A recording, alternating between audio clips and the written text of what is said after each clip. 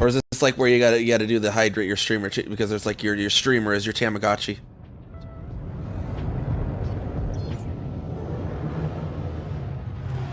Please, chat, let me drink water. I'm so parched.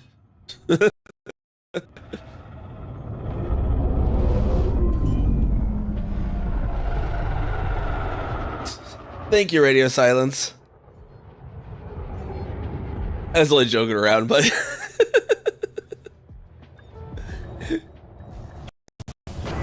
it's like the dystopian version. Everyone's a streamer and they have to rely on chat letting them eat. Chat, it's been 4 days. Can I have a ham sandwich, please? Hey, y'all, look at this. I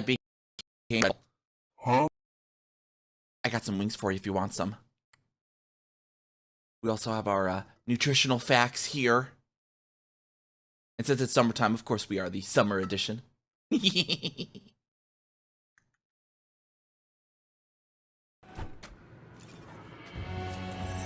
Are you wanted? You happy now? No, not really. I kind of was hoping I could kill you. What about you? Are you a horrible criminal? No, she's dead. Finally! Yeah! Die! Thank you. Okay. Now we can leave. Leaving pressurized environment. Are you a wanted criminal? Huh? That kills better than you. 2 of them.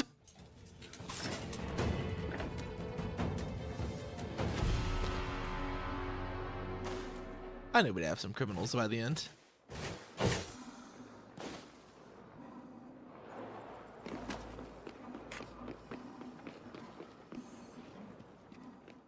You're doing? It works. I hate it. I hate it so much. I'm working on getting the Sussex bark we need. All right, throw. All right, Scratch. Go get near. Oh my god.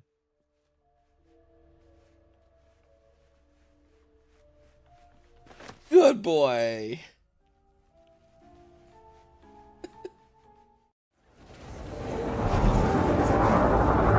Do a barrel roll.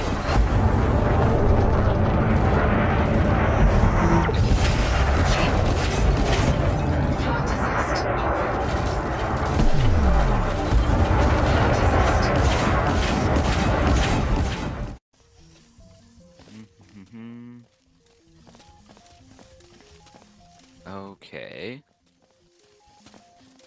Got this laser. Let's come down from the ceiling. God, there's so many. There's so many buttons and indicators. Fucking lines are everywhere. Oh, that will send me up there somewhere. Okay. Well, I guess let's see what's up here. I see you found the death room. Damn it, Neve. Okay, so not that way. Understood. That is so many fucking turret robots. Found another one.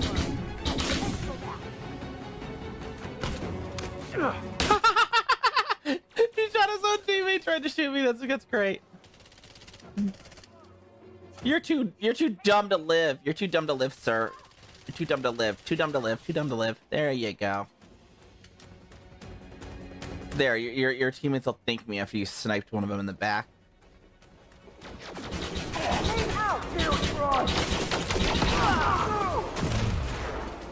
And then that guy grenaded his teammate. These guys are just lovely at teamwork, aren't they?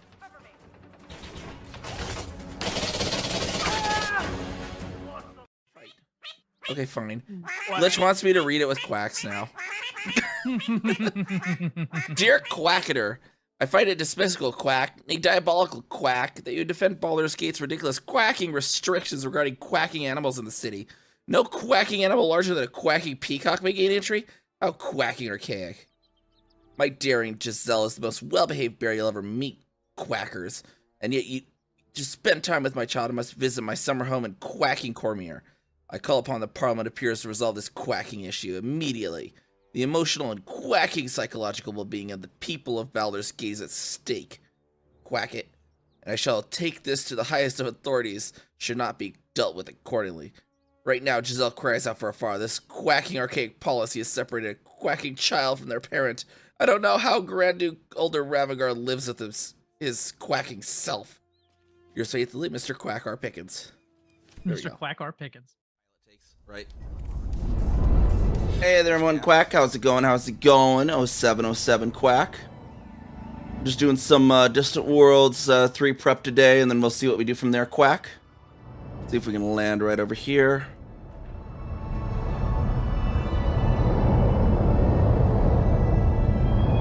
It gives us any nice... I guess we can't land in front of this thing. We'll just go ahead and fly out of here then. Through the launch tube, Quack. So I forgot to... One of the things I need to do, Quack, I forgot to fully fill out my heatsink synthesis to their full values, just in case I need a lot of those or anything. So thankfully there's a material trader in Witchhead Nebula in Chiralis, Quack. So we're going to go head over there and see what we can do about getting those filled up for us. Then we'll see if we need to do that on our other account as well, Quack.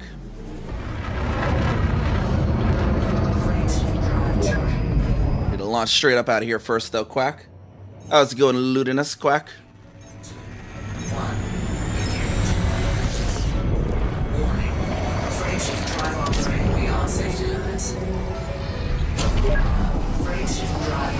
Get 11 jumps over the Witchhead, Quack. Head it right over there, Quack.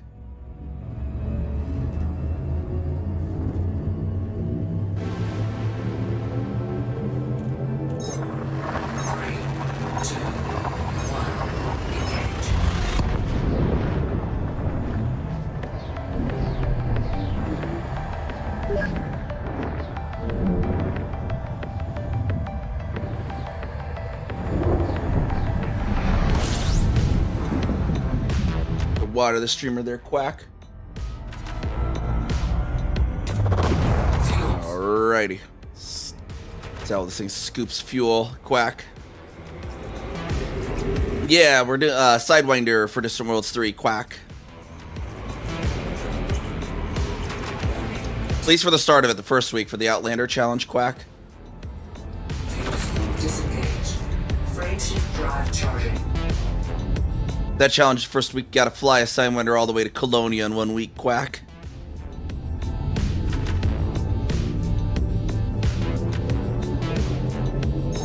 I was having some fun earlier too. Apparently, Quack, the landing feet and front section of the Caspian is just far enough apart.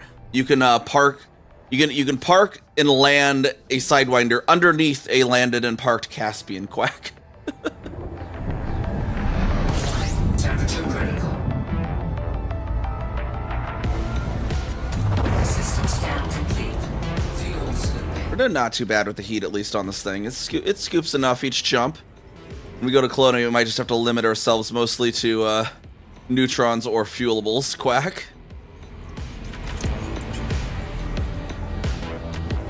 Just barely stays under the temperature, Quack. Yeah, casting a line. Let's see what we get there. Yeah, then once we're in Colonia, Quack, we'll switch to our Corsair, Quack. Got double. Let's see what we catch here, Quack. Orange mandarin fish, Quack.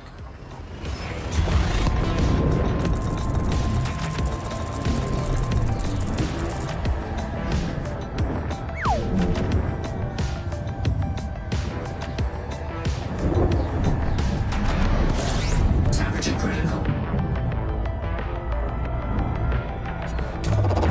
Fuels looping. Quack.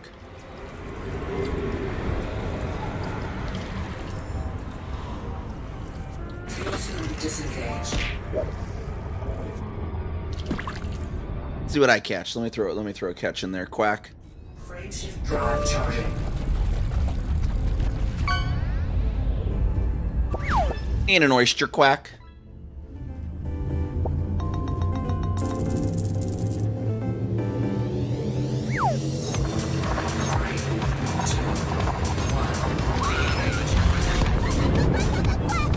There we go, quack.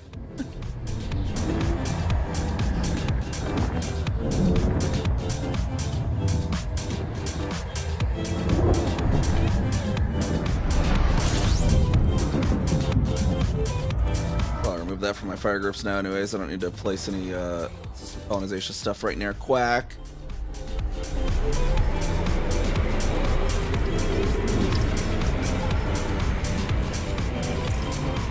Temperature critical.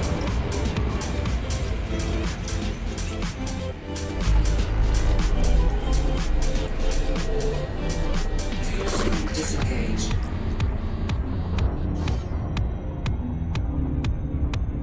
Frame shift drive charging.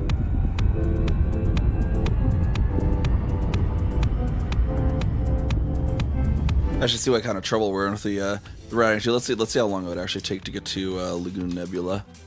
So I want to stop off there on my way out. How many jumps would this Sidewinder be? In game, I'll probably do a Spanch route for neutrons. We'll see here.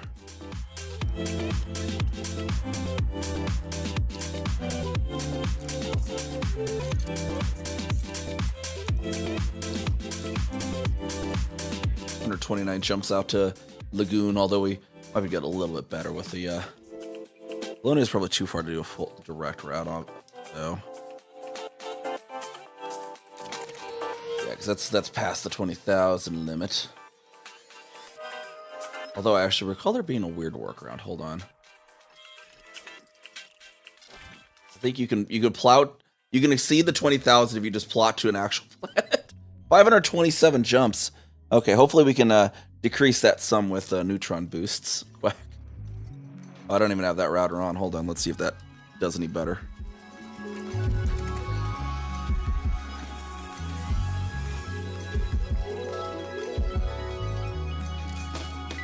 First map by yours truly.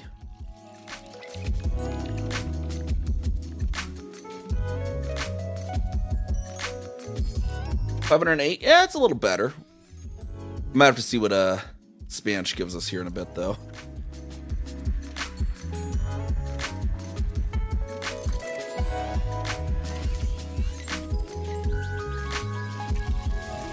Frame shift drive charging.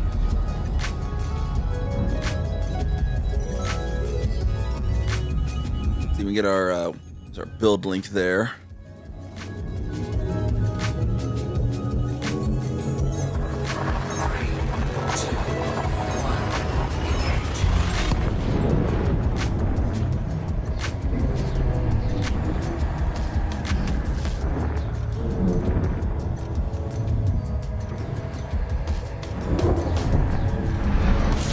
Galaxy plotter up. Fuel scooping.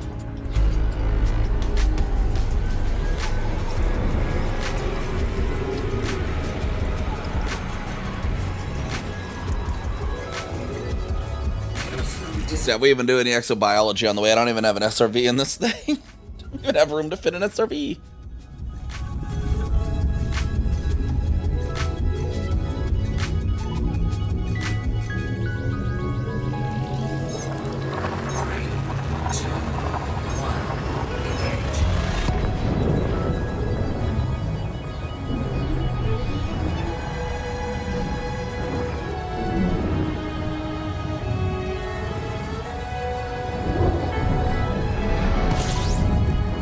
What was that? What was Distant Worlds 3's actual call sign? NGC 1981 Sector ZYD.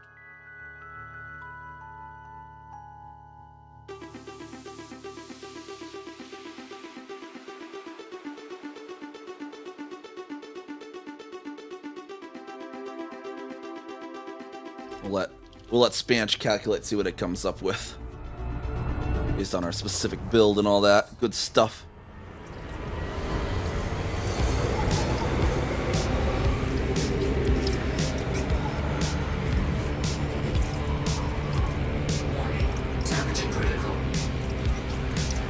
This Because this might be why I need a lot of heatsink since, honestly.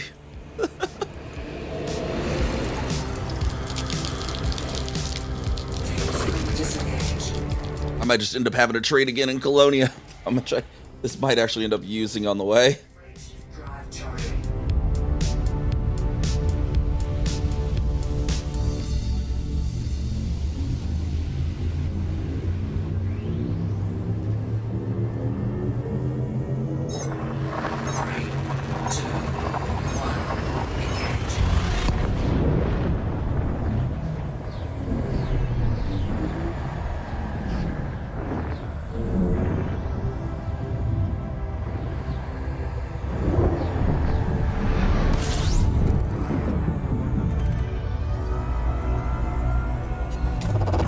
Fuel slipping.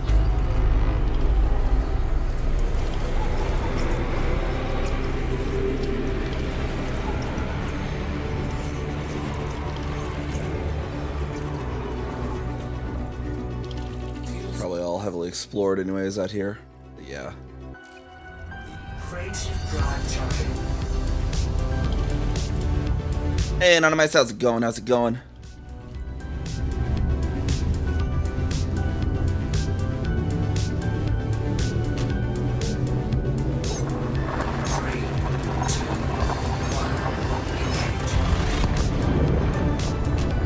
Spanch gives me a 224 jump route at least.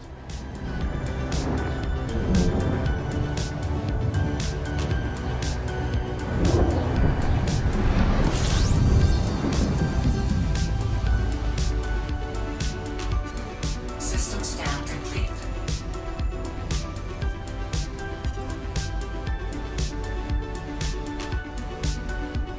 Interesting. Okay. The 224 jumps is probably what it'll take me to get to Colonia with this bad boy. We'll see how that works out for us within a week.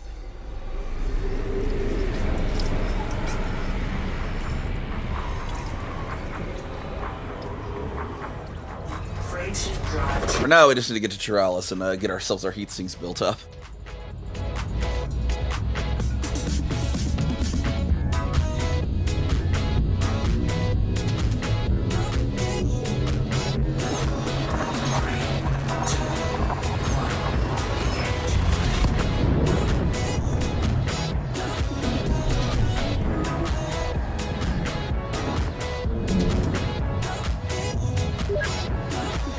Oh, hey, a beep beep.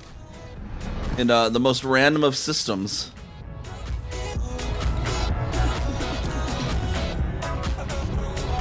What do we got going here? Oh, they're going the other way, I think. Apparently. Kind of funny. Wait, where's my... Why is it not telling me target next system route? Why did it in my route there? What the hell? That was not the final system. Route plotting error, what? That stupid bug. Hold on.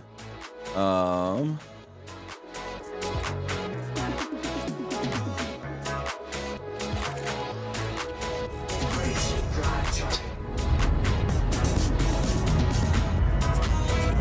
We had a route, it just decided to kill it.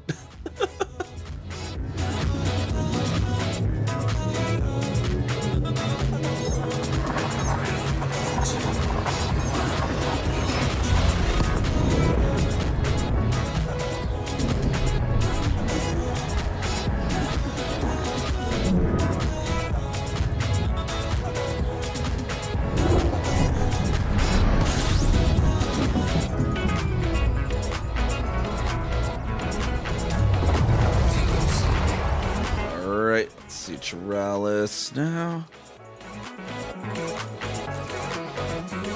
Hey, Blue, how's it going? I see meta. Yeah, I think I commented on that when you pointed it out in somewhere. That they with the what about Bob thing. It's like, I'm taking baby steps, and the psychiatrist still doesn't want anything to do with him.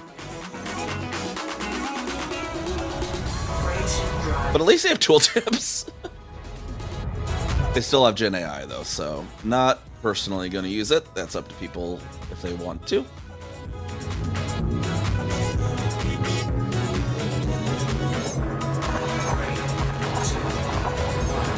Unless they've added the option to toggle that off.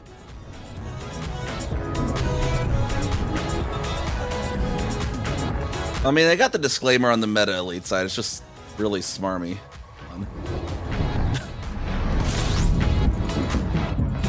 It's just a very unprofessional looking one, I guess. Fuel slipping.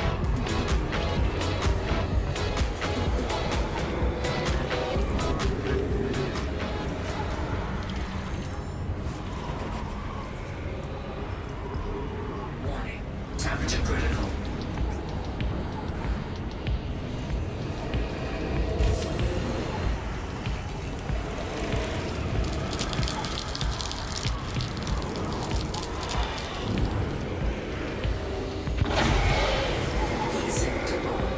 Yeah, it's just like, just disclaim. Don't inject your opinion into the disclaim. I don't know. It's whatever.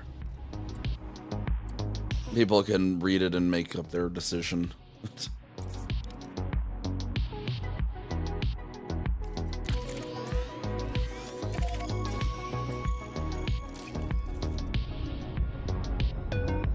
Freight ship drive charging.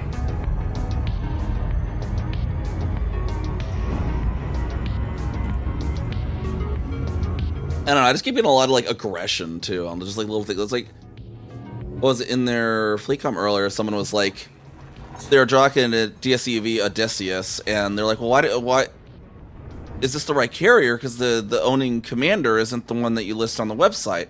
And they're like, well, yeah, that's because that's an alt of that commander. And so I was like, well, it might be important to maybe note that on the website. And then the one gal was like, okay, yeah, that's fair and whatever. And then like 15 minutes later, Kenny came in and was like, oh, people complaining about a website made by volunteers. Oh, I'm so surprised. Not really. It's like I'm just making a suggestion, bud. Like, not everything's a complaint. Not every suggestion in the world is a complaint. That's just the thing I don't keep getting. Is they keep just assuming the most malicious intent about any question you ask them. Like, or like when I was like, when's Waypoint 1 gonna be revealed? You can't opt out of the carrier ride. And it's like, that's not what I was asking.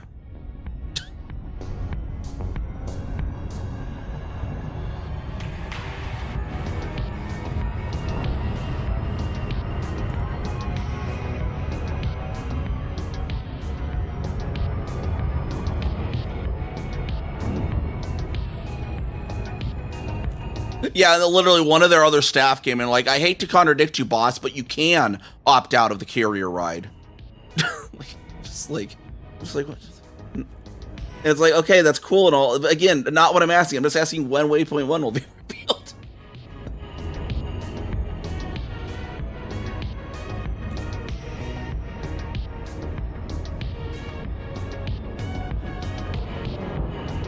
I don't know. I'm just gonna ignore the drama at this point. It's out there. People can make their decisions at this point. I just wanna have fun now.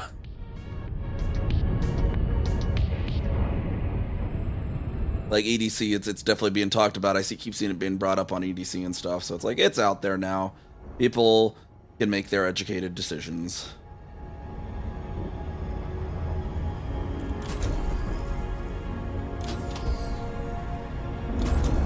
Engaged. Down here in a Ratchet Hub, let's get our manufactured materials that we forgot to do before.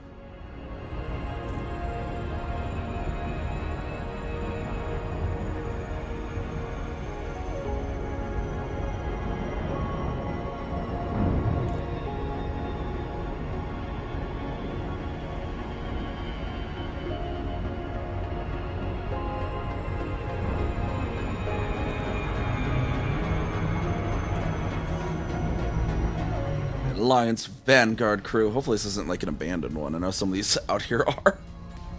I don't think it is.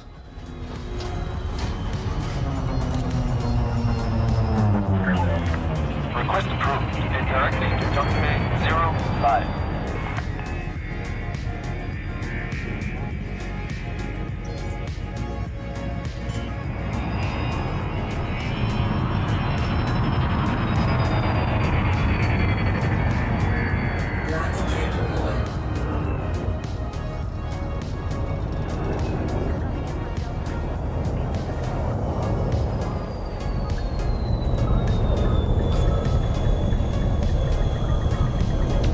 I think I remember this system. Yeah, during the real early colonization days before there was the Trailblazer ships, then there was just this massive shortage of CMM composites.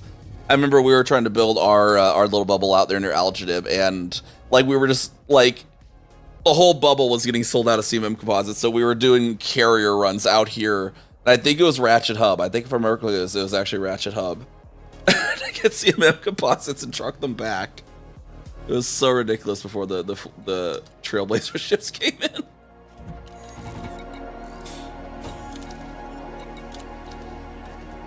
There's like 2 places in which had Nebula that still had them in any decent amount of quantity.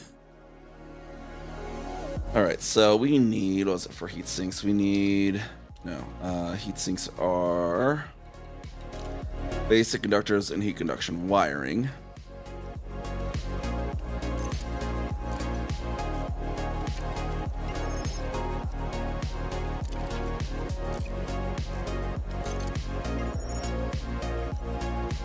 Yeah, we wanted to get our name on there first. We needed to get Algidib. It was a race to Algidib because someone else was eventually going to go for that, and we wanted it. So that was kind of what it was. We were racing. So it's 275. I wish you could.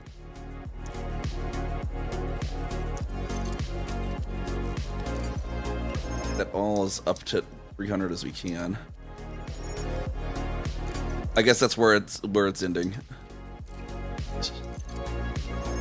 That one gets 300. Okay, there we go. And now we have 149 reloads. Yeah. Hey, Borscht, how's it going? At the Borscht Beet Farm. It's kind of funny because Borscht Beet Farm is not owned by CA. I think it was Lost Industrial Technologies. First time here, only been on Elite for maybe a year. I'm out in the black with your FC. Genuine question, what prep do you need to do for Distant Worlds? Not terribly much. Their website is distantworlds3.space. Make sure you sign up for the roster there, and then you'll want to get in their FleetCom Discord and fill out the form to get access to the FleetCom private group.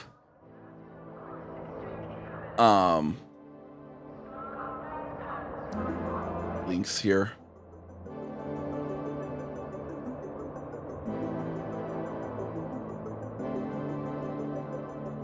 So yeah, Distant Worlds 3 space. So you'll be able to sign up there, and then join their Discord, fill out their PG application there. Then any other prep is just what you want to do for exploring. It's planning on being out in the black for 4 months. Depending where you're out in the black, they might go up near you. I know the first week they're going to be sending a carrier to Colonia to get people to rendezvous with the fleet. So if you're near Colonia or Colonia is faster to get to, I'd say just go there. Wait for DSEV Distant Suns to arrive. Yeah, technically joining is optional, but a lot of their announcements are going to be in there. So for best experience, you'd want to join that at least. Because you can still follow their routes by using that website and whatnot. A lot of their stuff's going to be organized through there.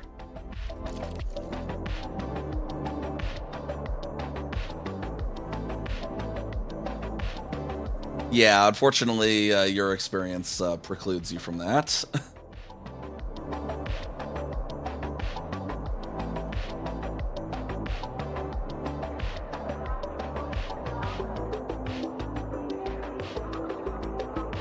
Join the forum and the PG and the Discord. Join the forum and the PG and the Discord, but I am going to be game term decision. You'll likely just meet y'all on the Caspi. Oh, for like getting down here. What I was gonna do is tomorrow. Or actually, like I guess later today in my time zone. But I was gonna have CA Kirkbride jump down to our system as well for late Stragos. I think Astro Alexian was gonna ride it as well. So 12 hours or so ish. Well, 12ish hours from now, I guess.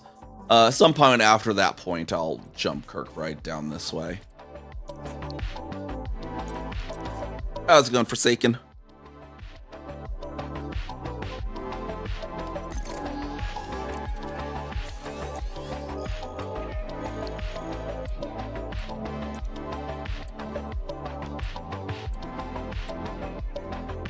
There we go. So we got our heat sinks. That was one like heat sinks. Getting other prep that you could do. That I think is always good for exploration is getting the stuff for heat sinks because then you can just reload those more often.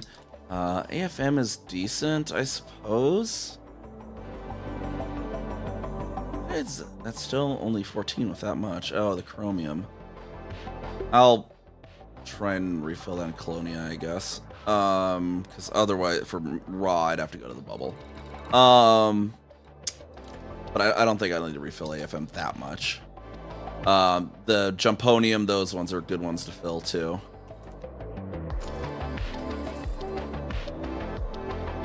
Oh, well, actually, we want to go back to ZY. SJ. Now.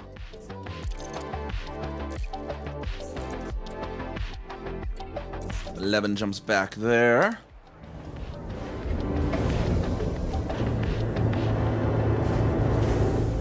Gotta fix your Caspian? Oh, what's up with it? Docking clamps disengaged. Beware of oncoming traffic on exit.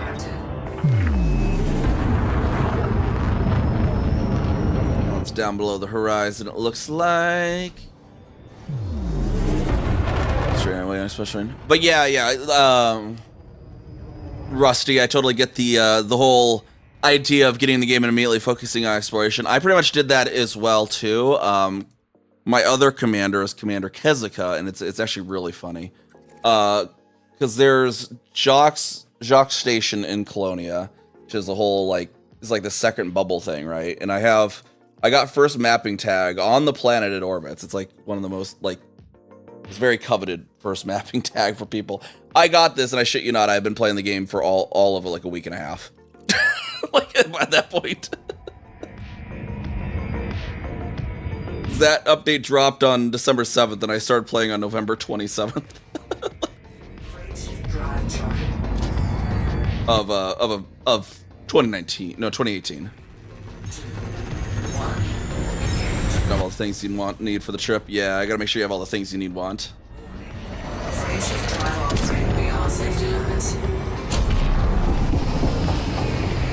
Yeah. Well, if you're where in the galaxy are you located in any case? But what the heck, Warnick? I know for a fact you friended me the other night. What is going on here?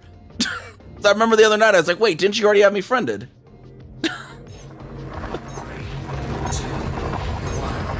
I specifically remember having this conversation.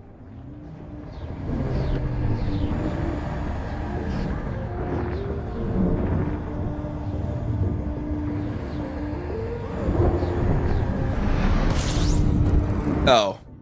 It's on Kez? Okay.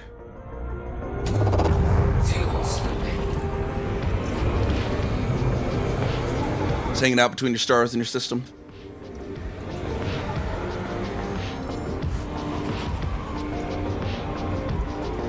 Went straight to squad, but no friends. That's interesting.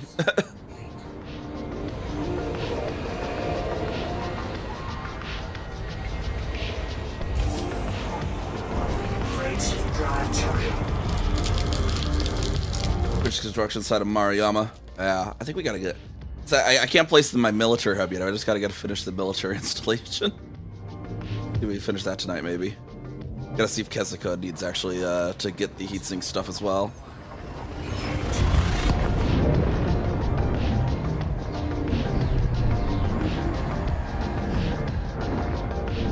Or the second Coriolis in Space Farm. Gotcha. Well, I got the names out on the system, so we got Borscht Beet Farm in there. Only 2.5 light year, 1,000 from the bubble. Just set my FC to system. Only 400 trip board because I found. That's my C3s, never mind before. Gotcha. So yeah, you're not too far from the bubble then, at least. You can always make it back towards Bernard's Loop pretty quickly. Especially if you're in that direction too, you know. If you're actually out in the Bernard's Loop direction, you might actually even be even closer to the start system.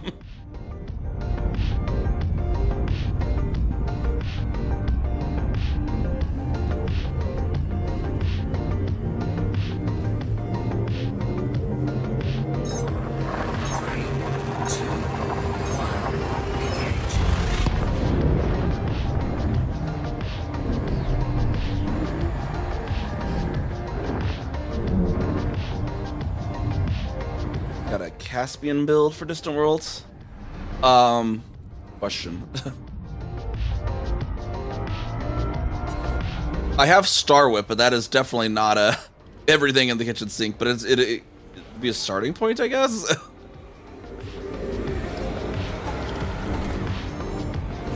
I guess we can build one too. I can always just build one on stream when I get back. Once I get back to the system, always just pop Etsy up on screen and kind of suss it out. I mean, things, yeah, just your A-rate and engineer, your FSD, Guardian frame shift drive booster, SRVs, AFMU, yeah.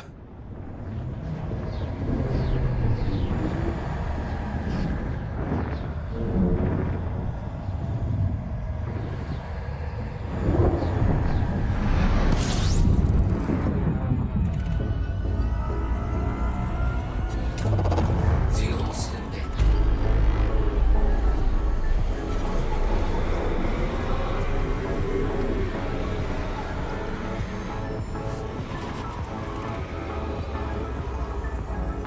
Fuel slip disengaged. Frame shift drive charging.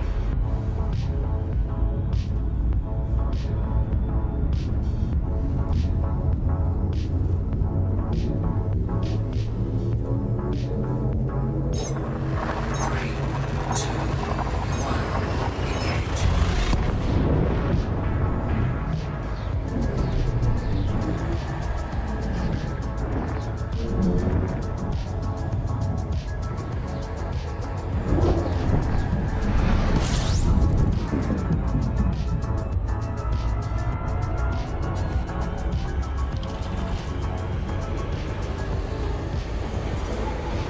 This star's not actually scoopable.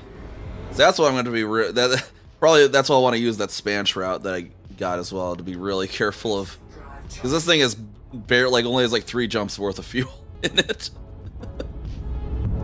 Be real easy to get stranded in this thing. But it's, you know, it's not. It's a challenge for a reason.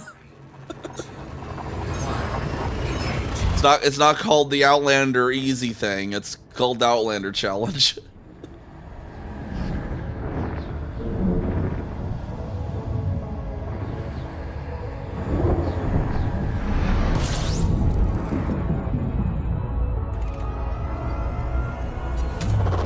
Fuel slipping.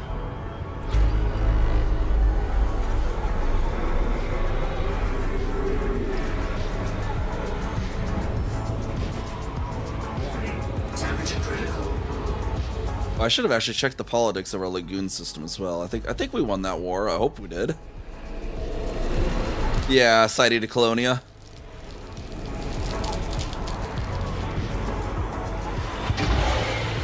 Heat sink deployed.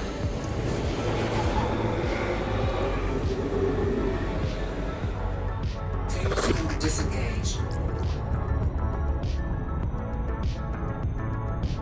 Let me actually have you. Let's see if I actually have you post that build link into here. Frame shift drive charging. Actually, I don't think I usually need to permit you there. Actually, Etsy links are whitelisted, I believe. So, but it's you know, whichever way. Etsy links I think are always good to post. 3, 2, 1, engage. That way, when I get there, I can always pull that up on this computer easily.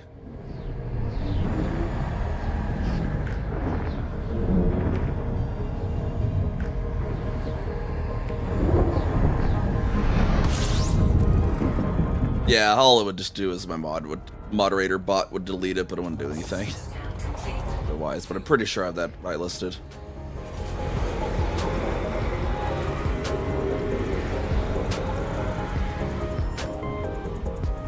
Frame shift drive charging.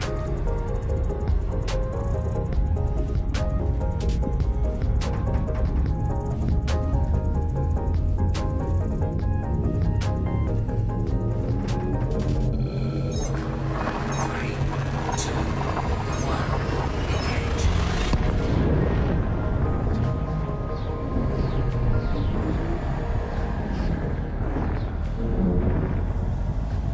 Well, to see if like after the launch, if we can get to Colonia in like one sitting or some shit. It's a stream of a lot of jumps. I don't know. I might stop and see if there's exobio and stuff along the way, even though it is a Spanish route.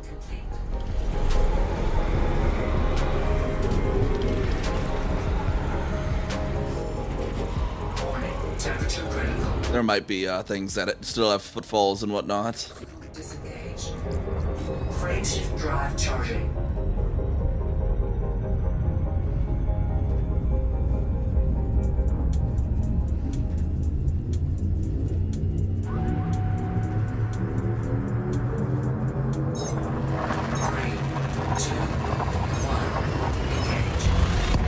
Yeah, because a lot of the systems could just be stuff that was discovered before Odyssey, or just places people passed through.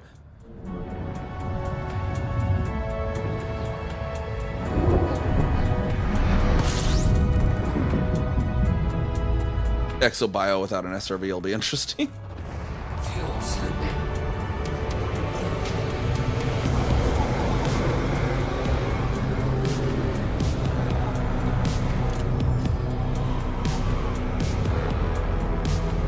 Frame shift drive charging.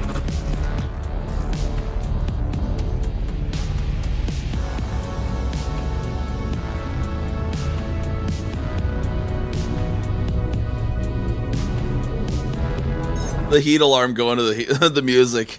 Just hear the music's like bum bum bum bum, and then this back there's like like right to the same beat. It was so good.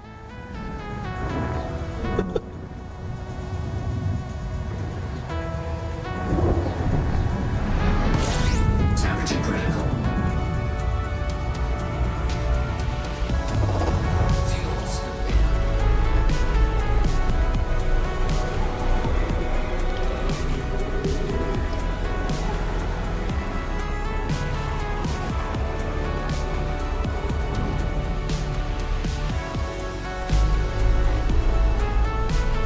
Frame shift drive charging. Charged right there, and then we'll just check our other account to see if I need to get a heatsink stuff for Kez as well.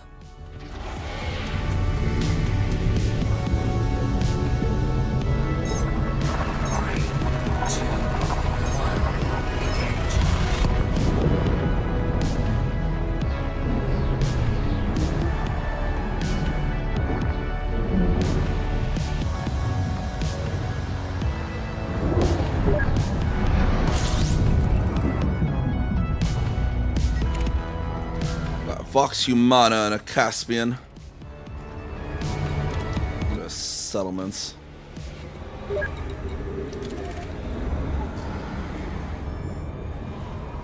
Distant Worlds 3 headquarters. We'll land over there. See if we can land under any Caspians. Temperature critical.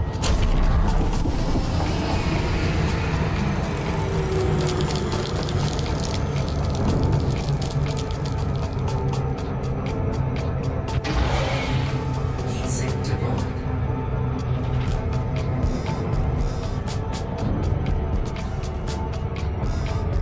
Hopefully instances. I had one, like right before stream I had a weird instance too. Like every like 10 seconds the instance would just straight up, like the game would just like go to like 1 frame per second for like 5 seconds. Like every like 15-20 seconds. It was, I don't know what was going on.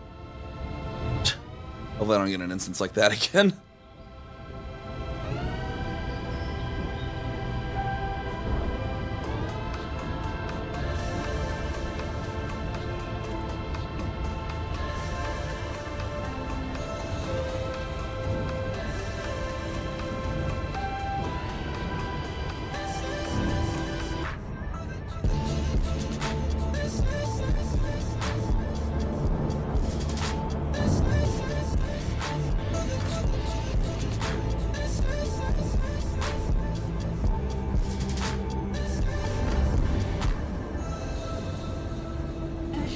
The Danger says get up to 50% off prestige paint jobs. Did it release some new paint jobs just now or something?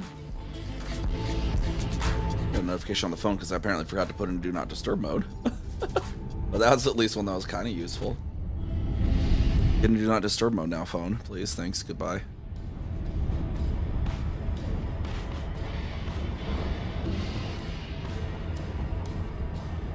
Orbital flight engaged. The Dino Dance with the debauch. Was it? They tried to like change that once, and like they got so much flack for trying to change it.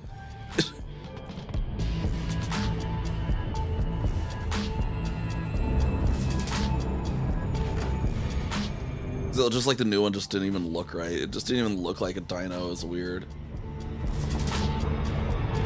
Whereas that one looks like the dinosaur from that like old SNES bubble bursting game of some sort I can't remember the name of.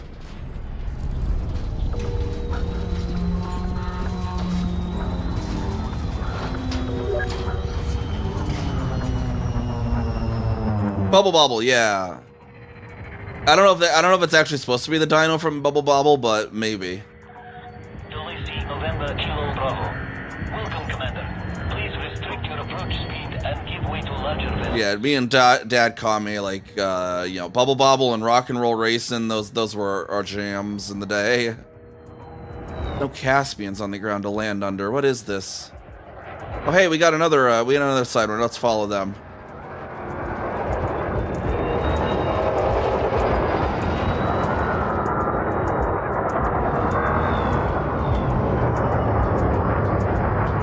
Gonna try to land on a pad that they don't have permission to?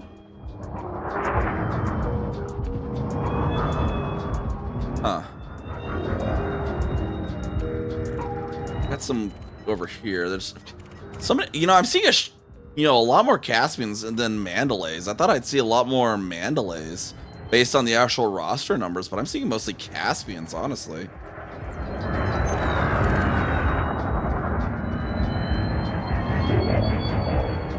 Like the roster says there's way more Mandalays than Caspians, but dang.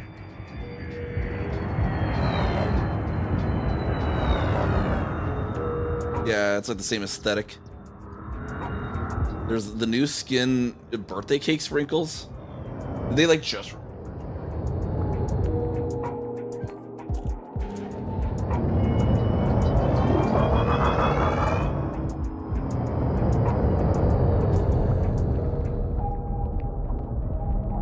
on their site though.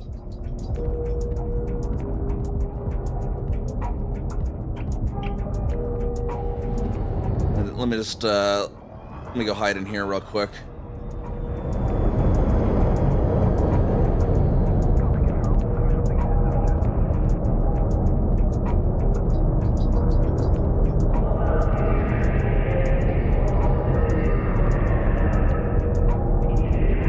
Like a Anaconda gold and white. Oh, okay.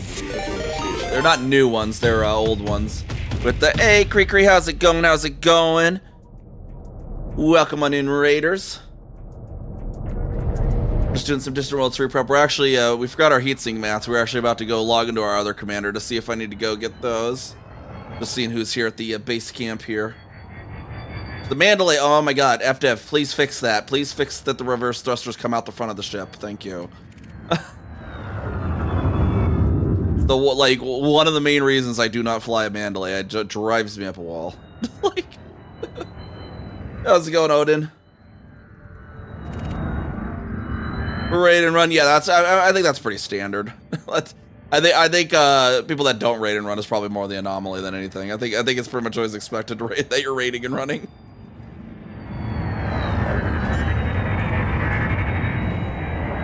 I'm gonna see if I can land like just right in here. I'm sure they just totally will like this, right?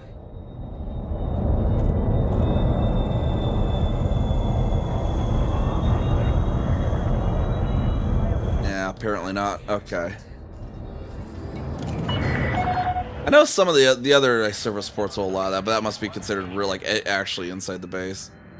Whereas the other ones might not do that. Okay, hold on. We need to approach our docking pad in the most extra manner possible. We need to. All right, and then our pad is, where is our pad? Is it's 18 here? Okay. Landing pad 18. All right. Okay. Let me just come up here like that. Attention, deploy landing gear. Don't mind, it doesn't have the hollow. just the number up there rather than the actual rest of the hologram part. All right, let me go ahead. I'm gonna get my other commander here real quick. See if we need to take them out for some prep.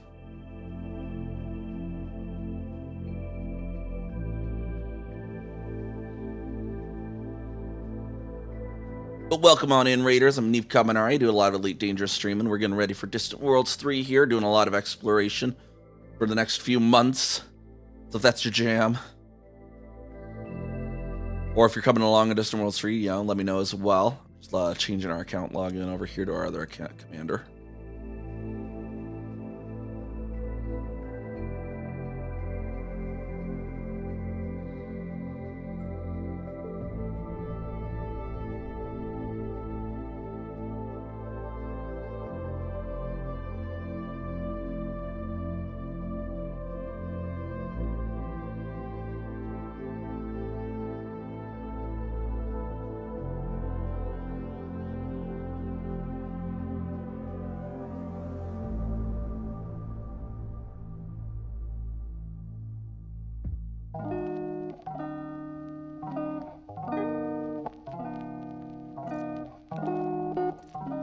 There we go. Pop on in on Kessica now.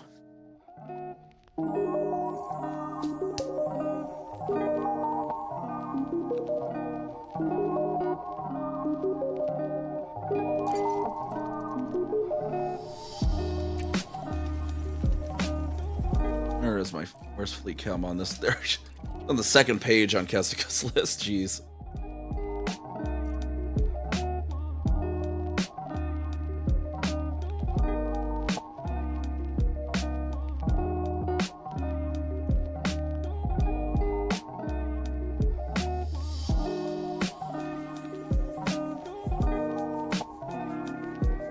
Oh, we got Wernick casting a line. Let's see what we catch there in the fishing game.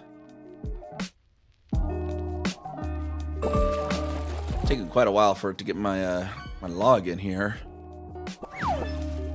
Barracuda. There we go. I think it's doing something. It stuttered for a second. There we go. I see. Odysseus is where we're at. Okay, cool. What do I have for my heatsink stuffs? Oh wow, yeah. We need to fill those up as well. This should hopefully be less jumps than the Sidewinder for. By all means. Yeah, 8 jumps. That's a little better. It's a little better.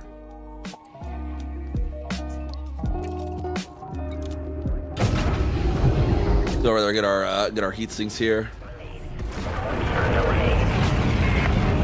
We got the water, the streamer.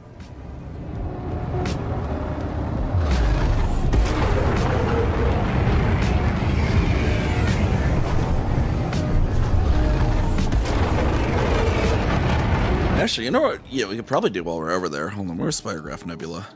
It was near here, wasn't it? Might as well go show off some of the sights of Barnard's Loop area while we're out here. You know, why the heck not? Why the heck not? Let's give people a little bit of a taste for some of the stuff, kind of stuff you might come across on Distant Worlds 3. Actually, hold on. Where were those anomalies? There's anomalies. I know there are.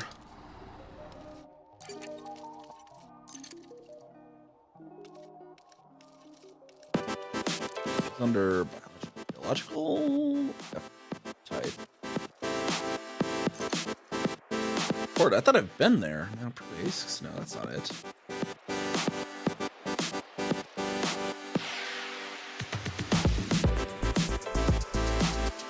I thought there was more anomalies. Oh, Q type. 310. Ally Eunice is in the bubble. Where's 15310? That's not it either.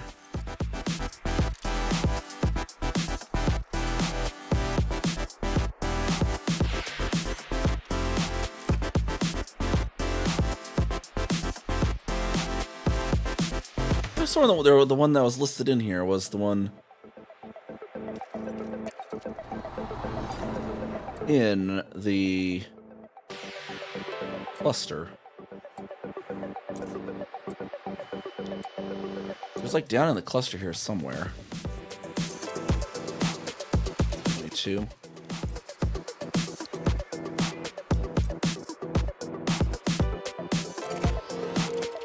Let's just go find him. I think maybe my cannon thing will ping him up to me when I get over there then.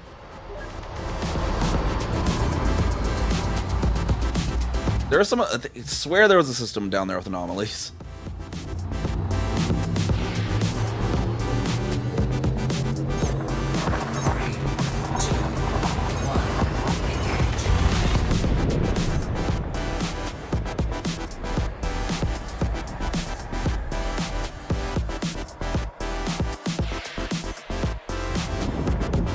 That was kind of weird lag there on the witch space.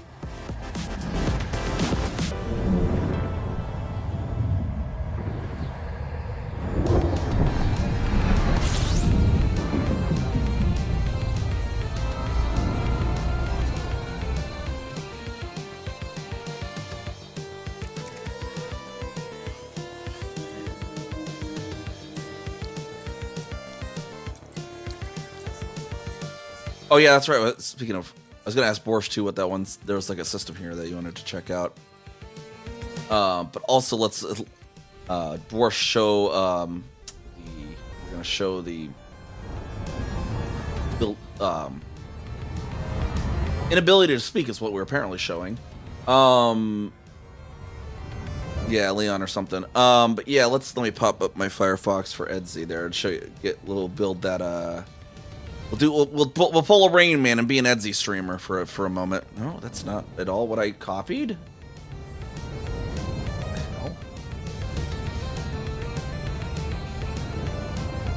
the hell? Where'd that go? Velocity. There it is.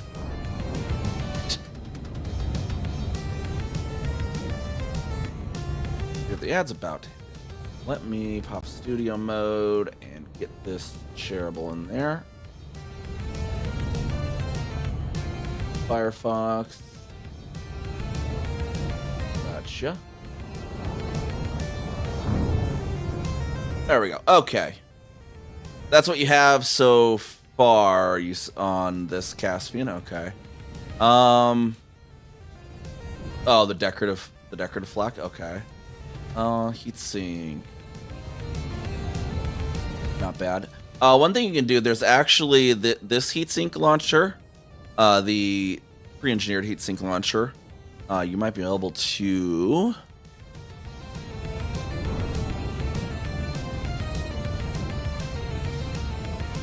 get that. Let's see, technology broker. If you have 8 mechanical scrap, 6 niobium, 6 vanadium, and 5 mechanical components, you can get the pre-engineered one. That one it gives you is able to launch 4 basically.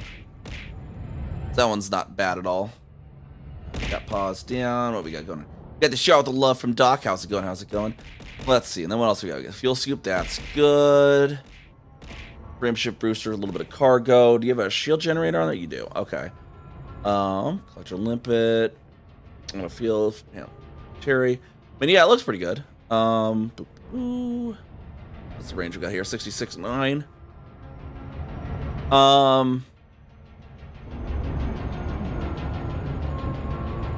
You could probably get some more range if you go to because the ablative lightweights. You haven't done this with the Caspians yet, because I know the lightweight alloy is no weight, but this one has some weight, but it has that benefit of the higher approach angles.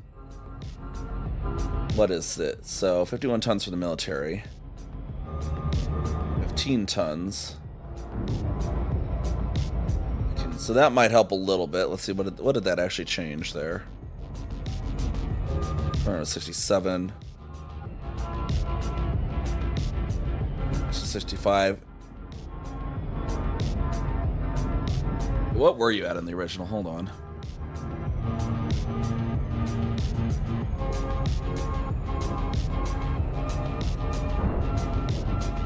The original is 51. You have 66. So yeah, you know what? Yeah, you know what? Leave the military. That's, you know, actually not really changing all that much.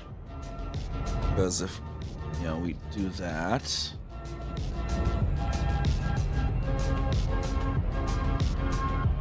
Even this at heavy duty. Makes it 724. Yeah, it's only giving you like 1 light year. I'd say, you know, that's not worth the sacrifice from military to lightweight. That could save you in a pinch if you hit the ground too hard. Likewise, if you're not going to use the 6, you probably could even upgrade this to a 6D fairly reasonably as extra bumping resistance.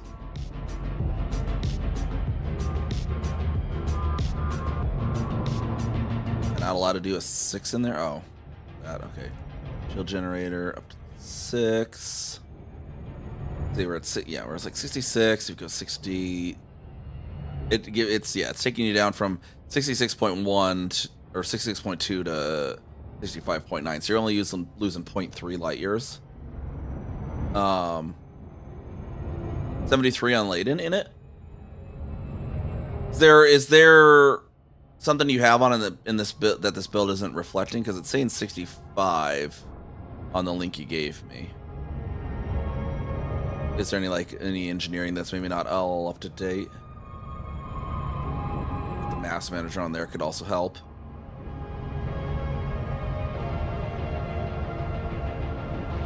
Assuming you have cargo, I don't think so.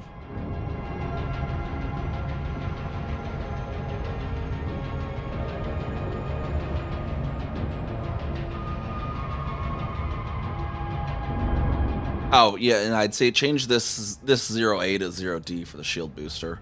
Those will save you some weight. Doesn't seem to be. Yeah, it's something maybe somewhere is not quite up to date. That you've engineered. It's got the FSD as the G5 increase. It didn't have the mass manager. Maybe you actually had it as ablative lightweight. I don't know.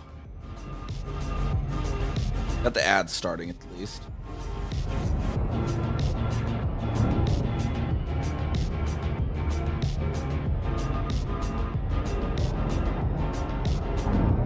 Hop over here into the next system in any case real quick.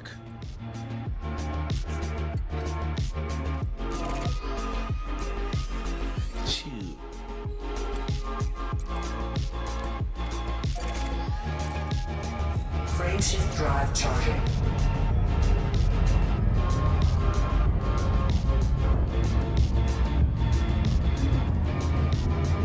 Off for the moment. 3, 2, 1, engage.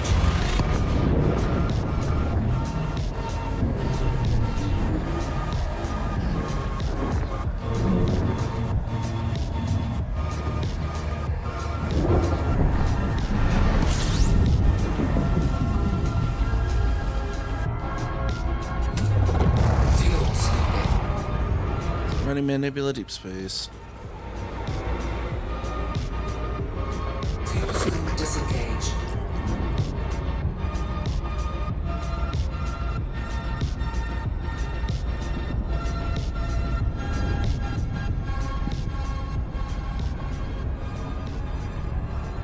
That's interesting. Hold on, let me.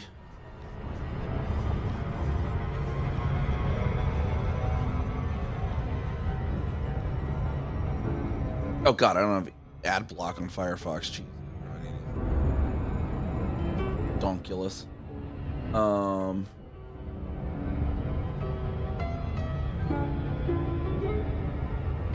This one here. Okay, let's see here.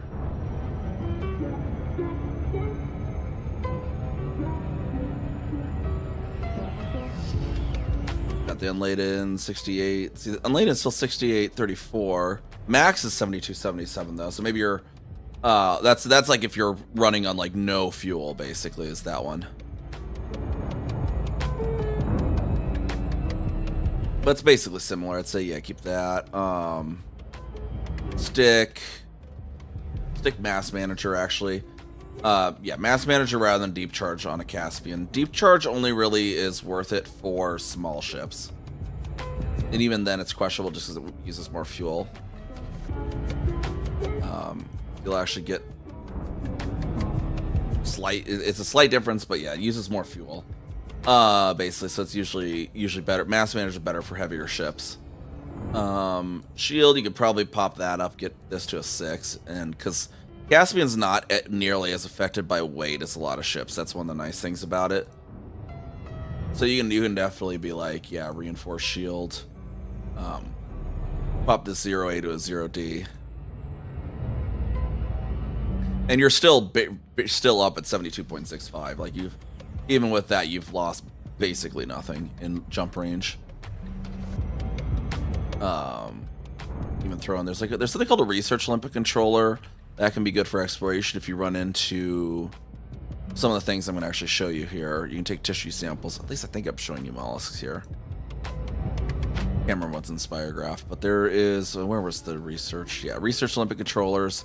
It's a size 1 only, so there's no reason to put it in a big slot. You can take tissue samples from things using that. Got your booster, but yeah, otherwise pretty much looks pretty good. And then yeah, if you're not using this 5, you can stick this up to be a 5 because you're usually going to be depowering your AFMU anyways. So you usually just have it off, so you're not really wasting the power as it is. So and that just lets it repair stuff faster.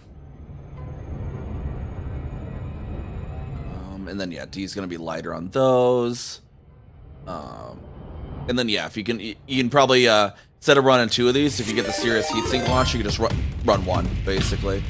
Hey, Toka Smoka, how's it going? How's it going? The raid, what's up? What were you getting up to today? Passing the torch. How's it going? What were you getting up to? Some elite and stuff? So yeah, this here I think would be a good build for you though, Borsch. Let me export that. I don't think I have any other suggestions offhand.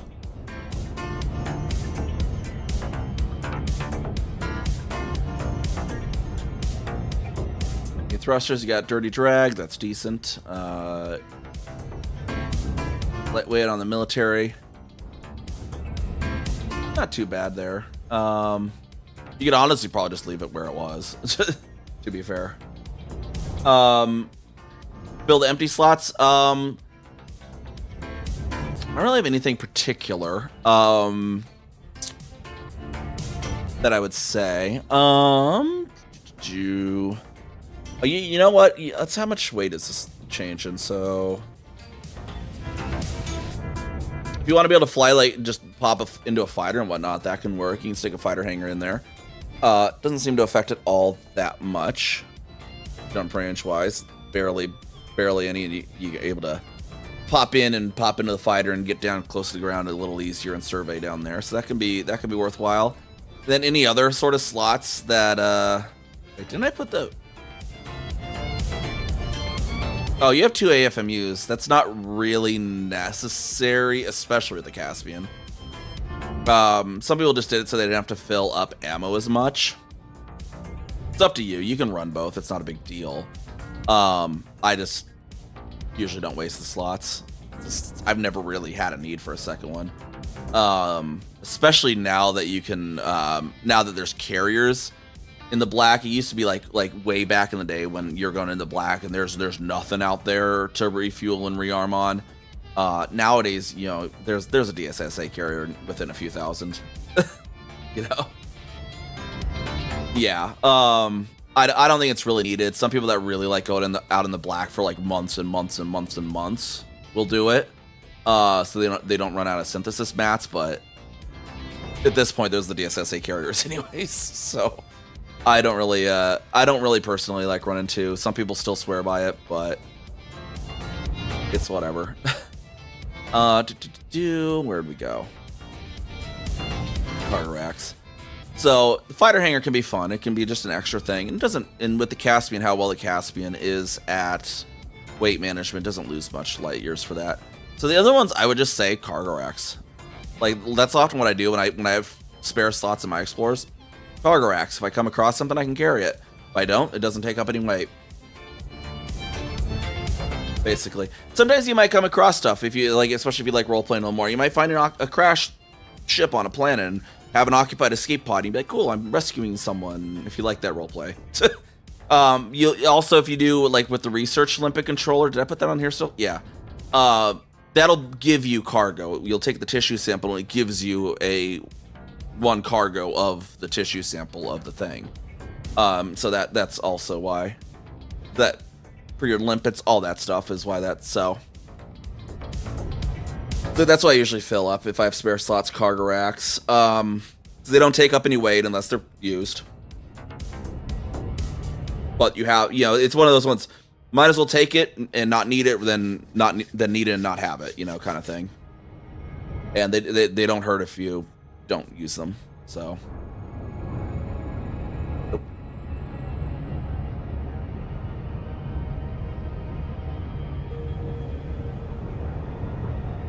There we go. There's that updated link. Let's see here. I was going to search for something in that cluster.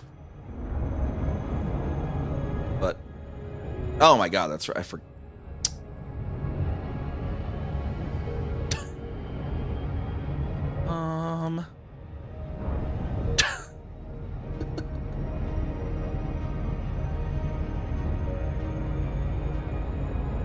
Where should you recall this thing to when you're done? Oh, like I'll CA Kirkbride that's in Keltham.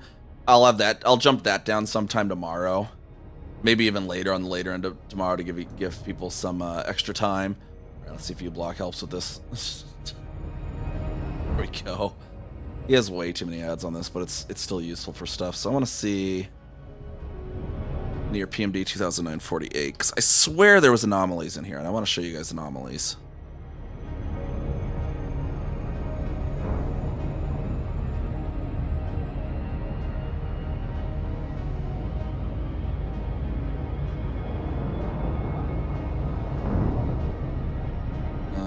It was either, oh my gosh, there's so many though. Did Spanch search any better for a frickin', like, it could be like anomaly. 15310. No, what about P types? Maybe there wasn't. Maybe I'm just misremembering though.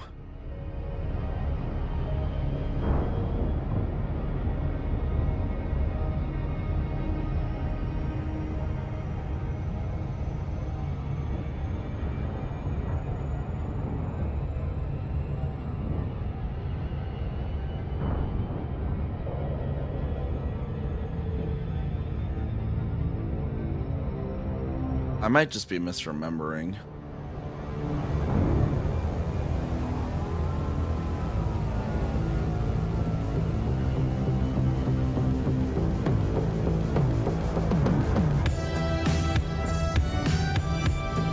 Yeah, I don't know then. Felicity Farseer is in Decia, yeah.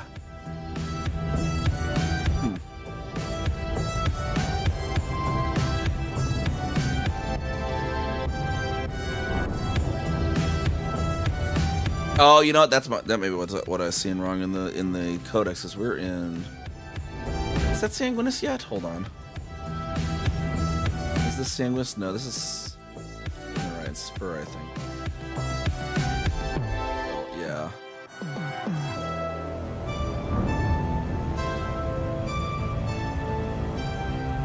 Do geology and anomalies. P-type anomalies. Yeah, see, there's the same. I could have sworn there was one that was down in Bernard's Loop, but I guess not. Well, it's whatever then. Let us continue on our way to Spirograph Nebula.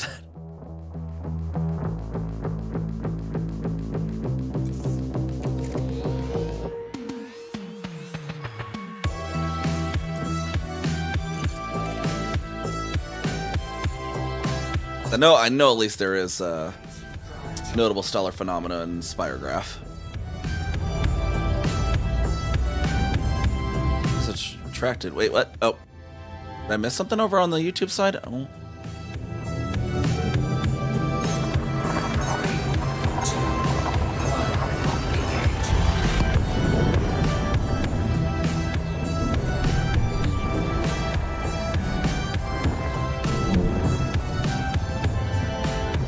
Dumb, you have Mass Manager on it already? Okay, perfect.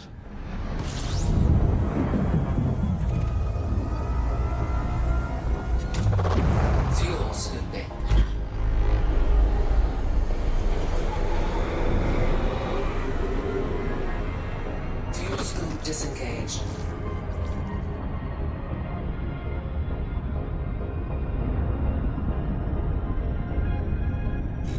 Frameshift drive charging. How to travel pods? The escape pods on like carriers? Is that what you're referring to? 3,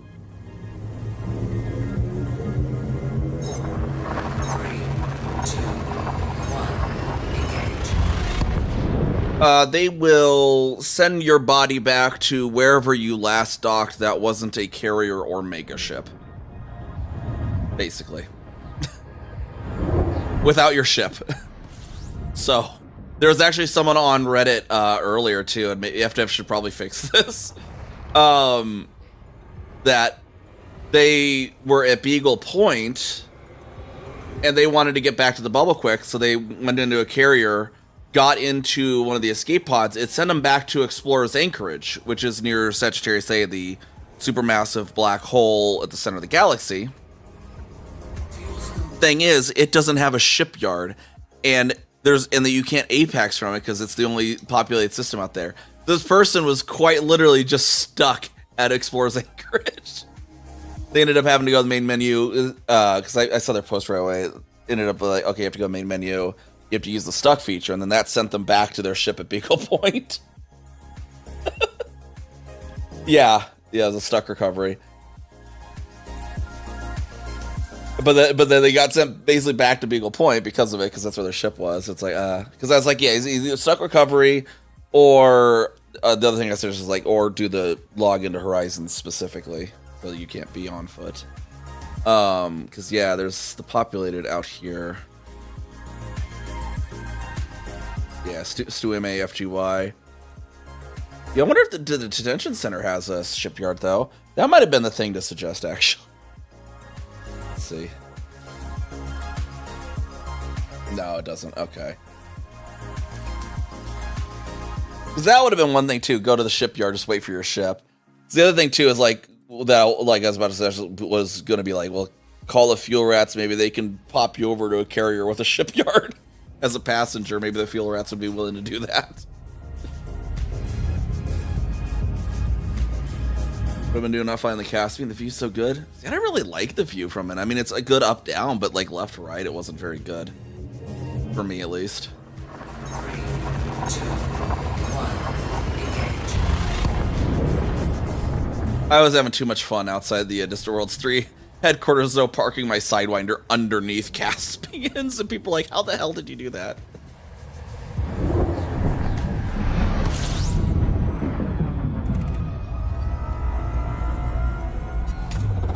Fuel scooping. Our shipyard's out there, out here in the Bernard's Loop area. Fuel scoop disengaged. Frameshift drive charging.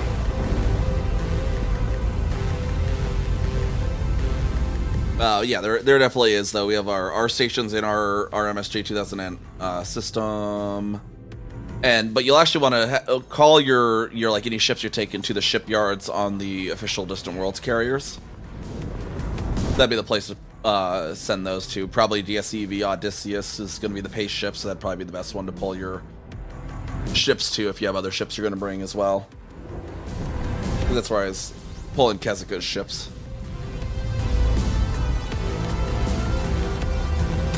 Here we are. Spirograph Nebula. It's a planetary nebula. Disengaged. We're inside the nebula.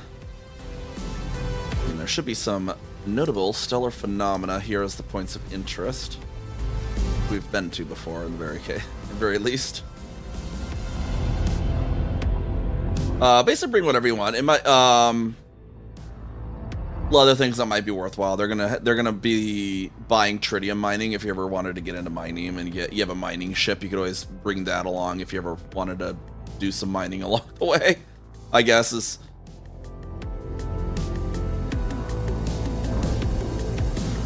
Yeah, well, the fact that it's so long, what makes you want to just meet up with people when I'm there? Yeah, there definitely will be, because you even saw when I jumped into our headquarters earlier. There was just people flying around in the fleet comm PG. But did you manage to get into the FleetCom PG already, Borsch?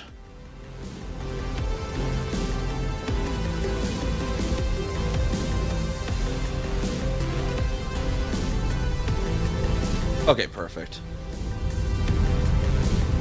Yeah, so we got our notable stellar phenomena here in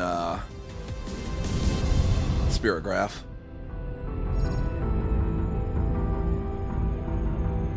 That's what I should do. I should make sure. I need to make sure to transfer my research Olympic controller actually to Odysseus. I should just fit it to the ship, honestly. I should just swap it out for because I'm not leading this expedition, so I don't really need to be carrying the repairs and the fuel limpets. They got fuel rats along for that. I don't need to be the fuel rat on this one.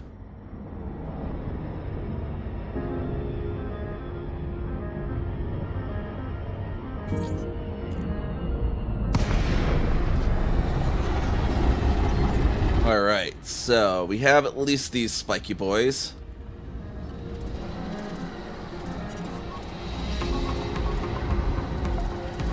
Good old classic spiky boys here.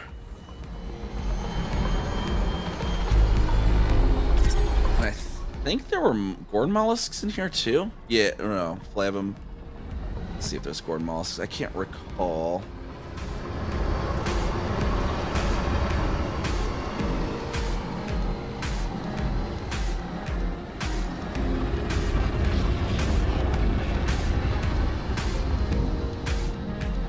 Definitely, yeah, there's... Okay, so there's the Gordon mollusks. Holy... Things, I always forget how small they are, and you think they're further than they are. And see, these life forms will also have interesting things, like these Viridae ones, they will approach light. They pop out my pop-up headlights, and they get interested in that. And then, or maybe, no, then they float away, I guess. Comes back at the light again. Ow. Rude.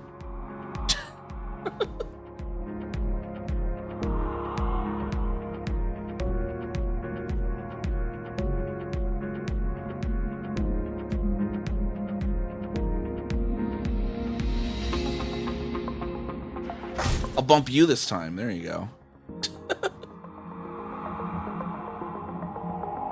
You just get a scan them, and they'll you'll get codex entries. You'll get a new trait discovered. $hashtag hashtag new discovery. Okay. I think there's a variable missing there. FDev.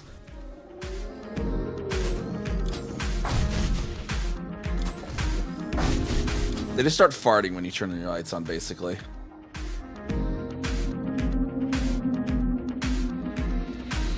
What's that other one? There's another one.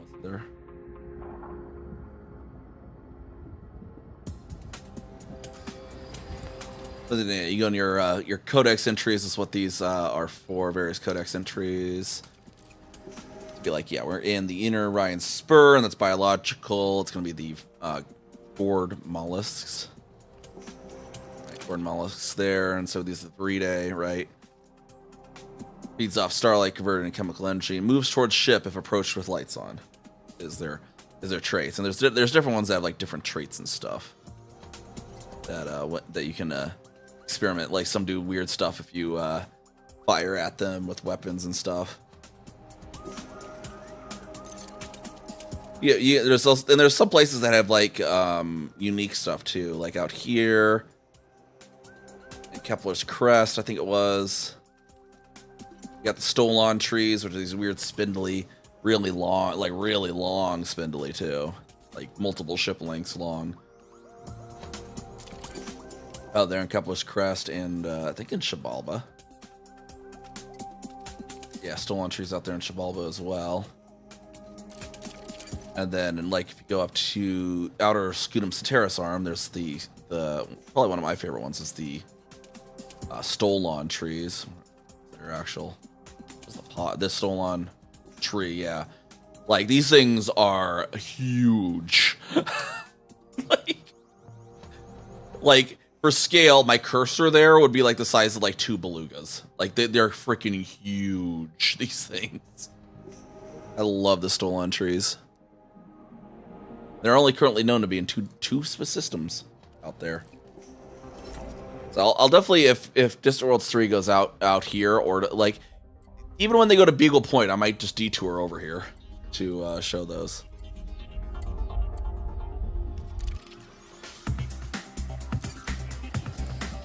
Or if they get closer, who knows? We'll see. But yeah, that's the notable stellar phenomena here.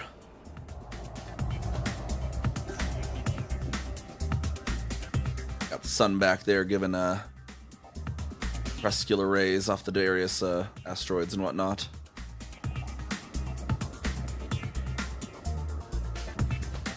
We get a screenshot of Corsair just right there. All right, head on, continue on our way to Juralis, that manufacturer material trader.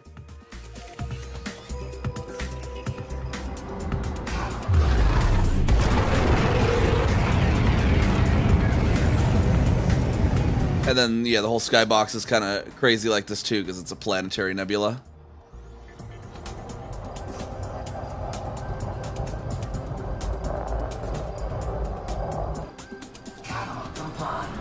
Frameshift drive charging.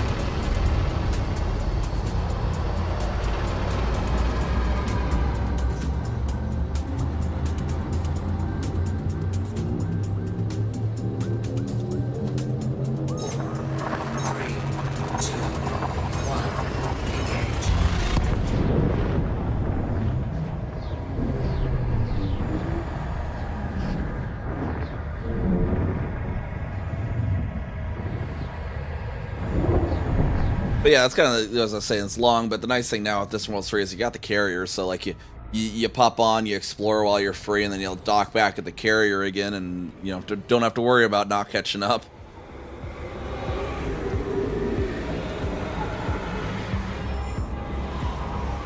Fuel scooping complete. Frameshift drive charging. And you get a whole heck of a lot of money too from exobiology while you're out exploring. Especially if you get the first footfall on them, first discovery on them. Which, if you're getting first footfall on a planet, you're going to definitely get that.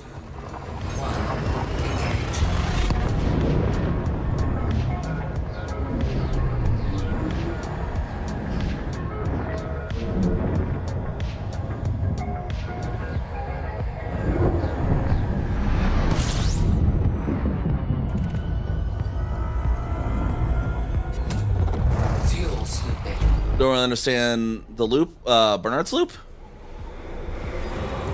This thing here, Bernard's loop. It's a supernova remnant.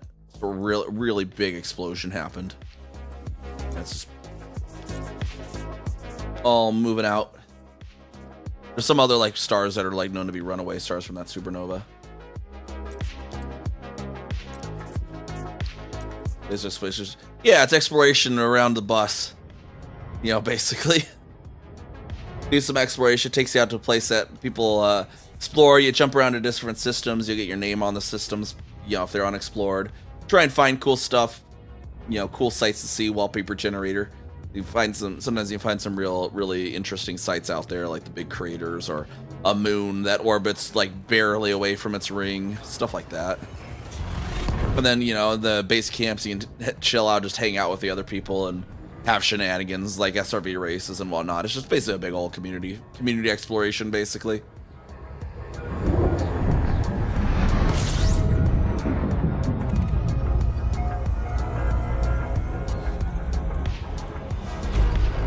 And exobiology could pay really crazy. And they have like little challenges going. They're going to try and find like the most along their route, like the most similar Earth-like world to Earth itself. See if they can find Earth 2.0, basically.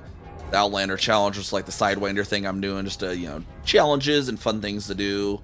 They'll have SRV races, other mass jumps, stuff like that.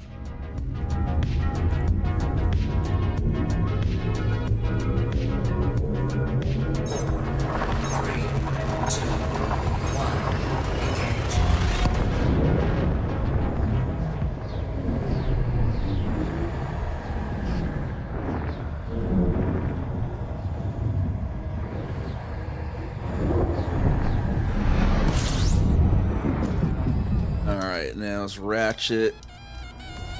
Is it Settlement? Settlement, right? Ratchet up. There we are.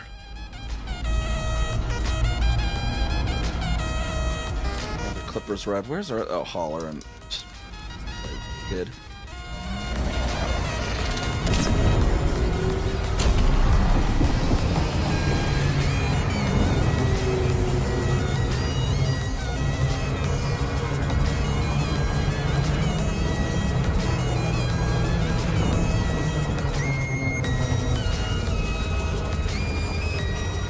Yeah, basically starts the big old bus ride.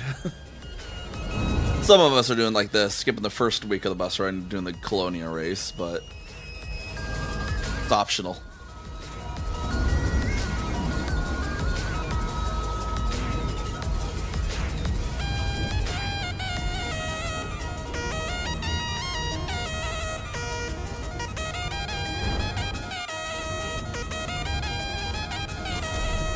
Give me the dark side down here, if I remember correctly.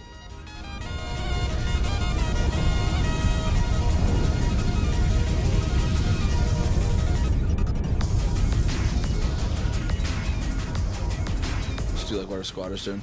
I mean, a fair few of us are definitely going on. I don't know if everyone is, but a few of us definitely are going on it.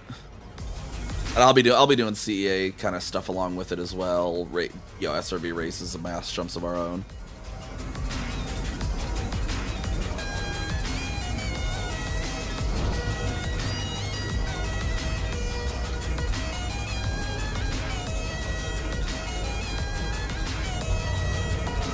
But if you end up not liking as well, of course, I can always get the carrier set up to jump out to somewhere and haul you back or something too. Yeah, they haven't actually said where the waypoint 1 is going to be. I'm suspecting it's. I mean, they've said Beagle Point is going to be part of the route, which is 65,000 light years away, on the pretty much the exact opposite end of the galaxy from Sol. So somewhere over there on the real far north side, I believe, is where the route's going to be. They just haven't specified exact specifics yet. Heck, maybe Waypoint 1 is Beagle Point. I don't know. They haven't said what Waypoint 1 actually is yet. They're keeping it a surprise.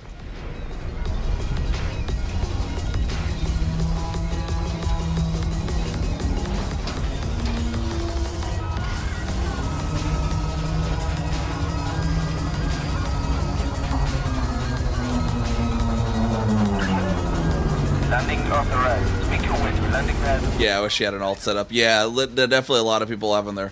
Although me with taking my alts out, I do have my own bubble alt, but still two of both my alts.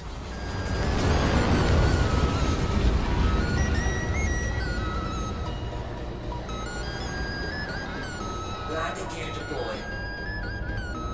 But yeah, that's the kind of stuff a lot of people have alts for. Is they're like I like exploring, but I like also doing stuff in the bubble. Well, why not both? You know, kind of thing. Just log into whichever account suits me that day. Flipping all together. Ship is down. Twitter and internet got real squirrely with even one or two other companion commanders in the zone with me. Yeah.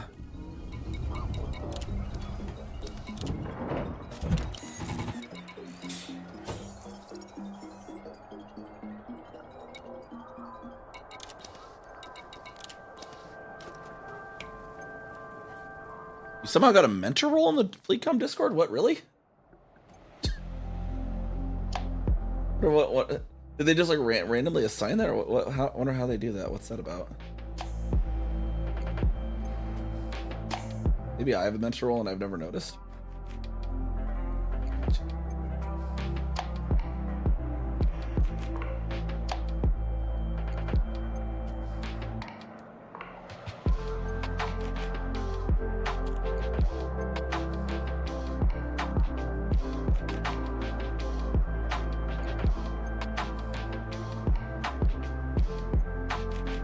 Mentor role. Is it just in their roles page, maybe?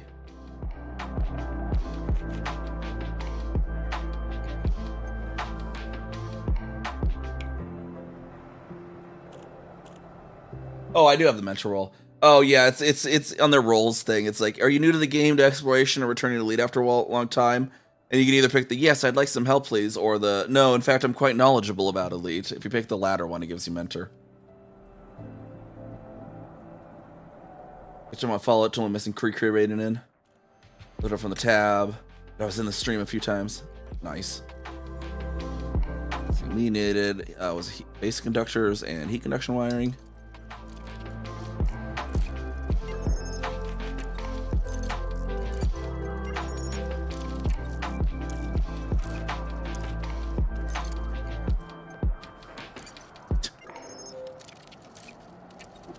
There we go. We can build the 300 that way. Oh, I don't even actually have. I don't have anything up above that one. Wow. Okay. We'll just Where'd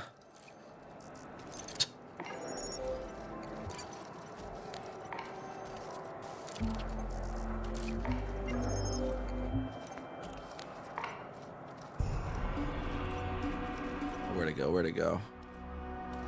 Basic conductors. I need some of these.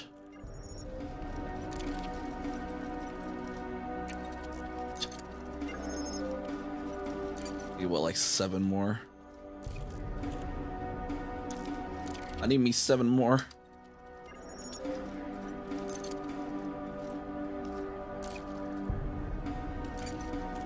There we go. Now I got full 300 on each.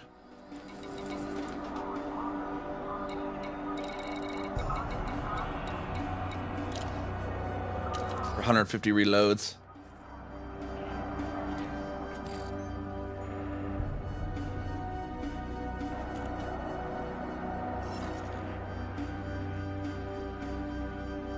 Wait, what? What's in between?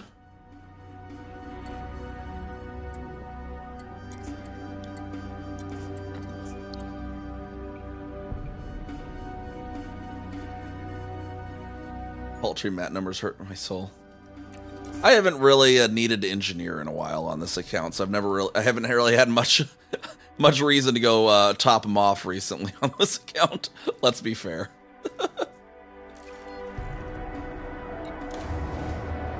I've just been kind of stealing from them whenever the need arises, rather than actually going and filling them up. Granted, I probably could actually. There's probably systems out in Bernard's Loop in a boom. I probably could top them off, but it's whatever. I had a lot more mats on the Neve side, though. I don't know what was going on Kezika. I have like almost every ship already imaginable. And like every module already engineered. It's just like I just really have no need to really engineer on this account much. Ready to engage.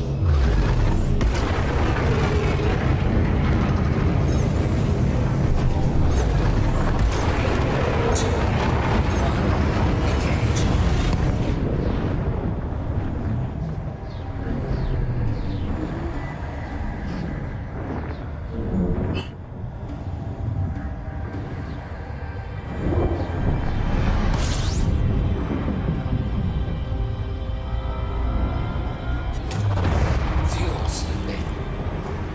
Should be 7 jumps back now. Fuel scooping complete. Frameshift drive charging. See if anyone else that I know is going to be there.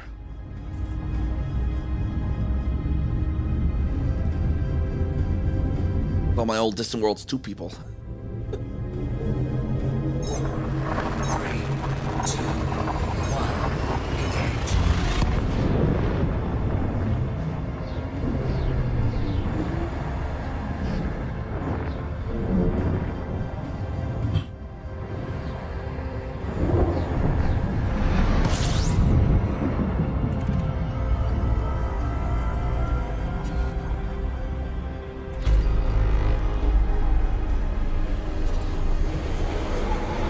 Back through Speargraph sector again. Frameshift drive charging.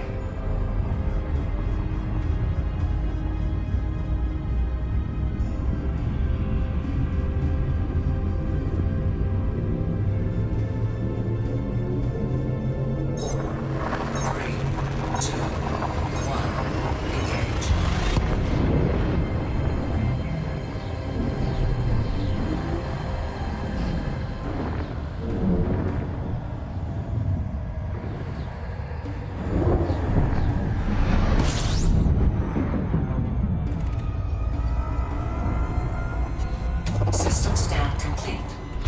Fuel scooping. But yeah, once you're out in like the blackest space though, like in undiscovered systems, you'd honk into the system and then you'd pop into this mode and you'd scan around to find, you know, new undiscovered planets. We're just not really in an area where that's gonna have any of those. That's where we're just jumping. Normally you'd be each one you'd pop in and you'd scan them, see what you find, all that good stuff.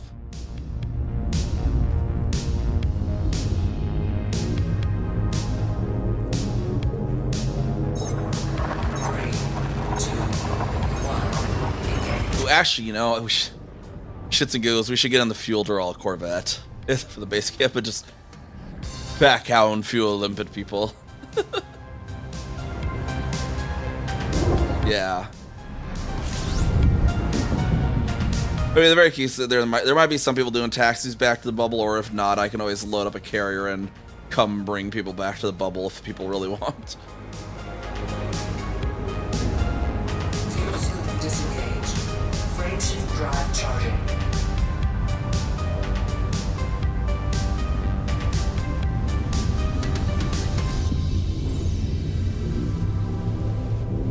We don't know where they hit the water line. Well, that sucks.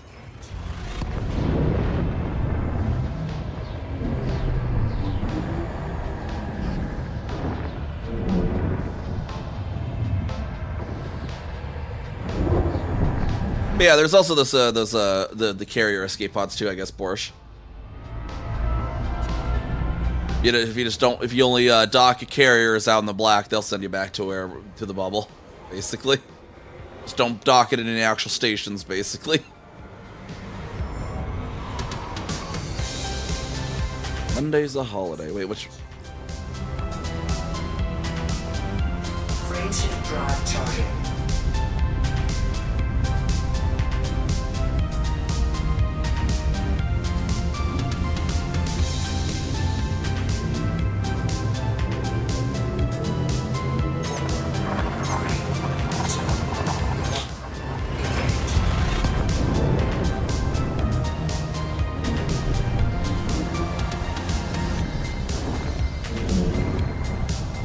Ah, okay.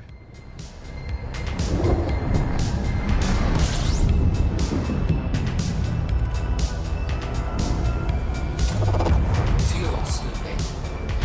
System scan complete. Oh, I didn't mean to go to MSJ. I wanted to go to... Oh, that's not our MSJ. That's... I saw 60... I was like, wait.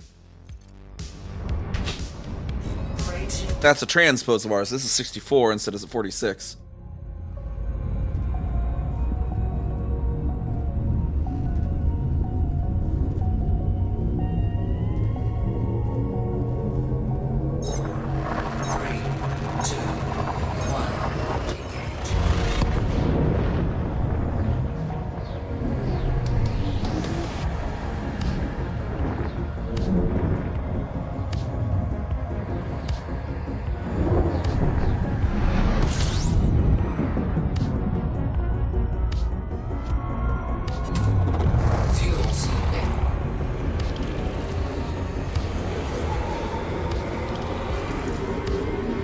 Oh wait, from 64 to 46. I did target the wrong system, didn't I? Let's go up here though. Frameshift drive charging. Howdy, howdy, howdy. How's it going? How's it going?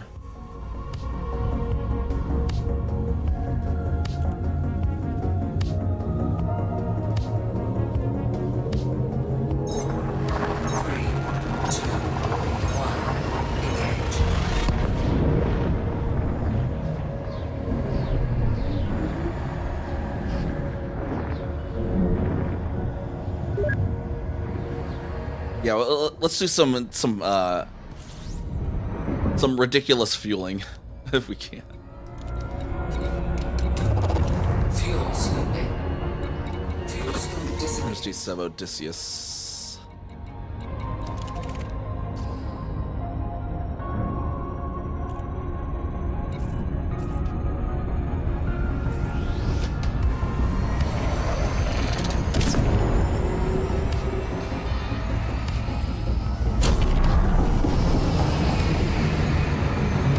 think I transferred Fyodor Corvette over to the Odysseus.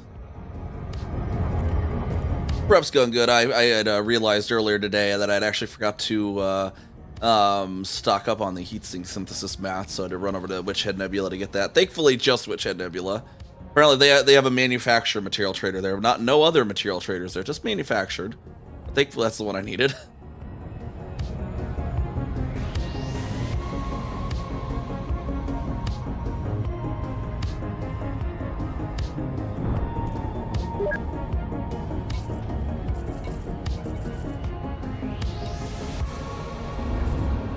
There's so many people in the FleetCom group.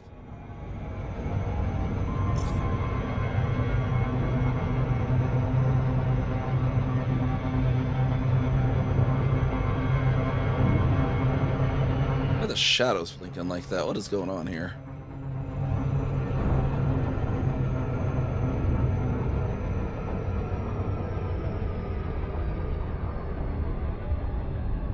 Yo, is this game good? Yeah, I love this game. I have over 10,000 hours in it. It'd be a little weird of me to say it's not good at that sort of a commitment. Especially if you like space. It's like, you know, it's very much a space simulator. Throws you off the cliff in the deep end at the start, though. Once you get past the confusion for the first 2,000 hours, then you're golden. Yeah, between my various accounts, I think over 10,000. Docking request accepted. Maintain an appropriate speed during approach.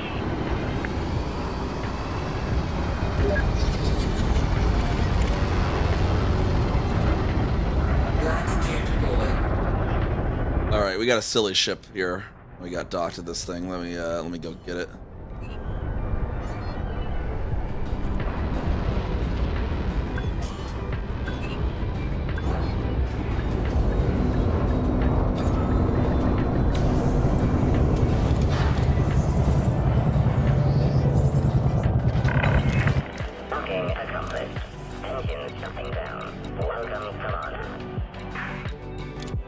Fyodor Corvette.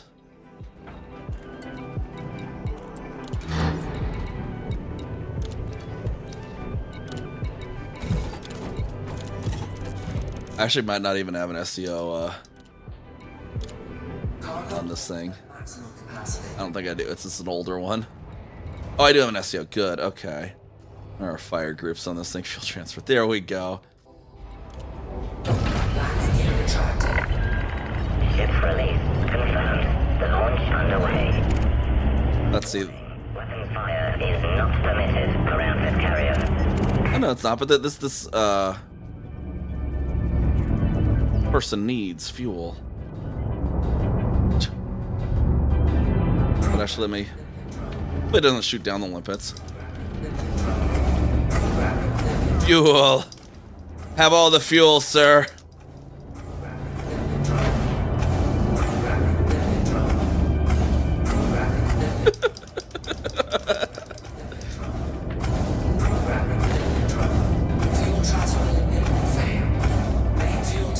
This guy's sitting in there. He's probably like that. Oh wait, no, that's not.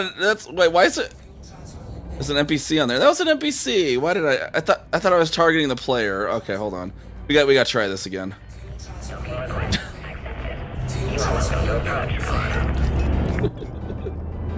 You will take this fuel and this fuel and this fuel.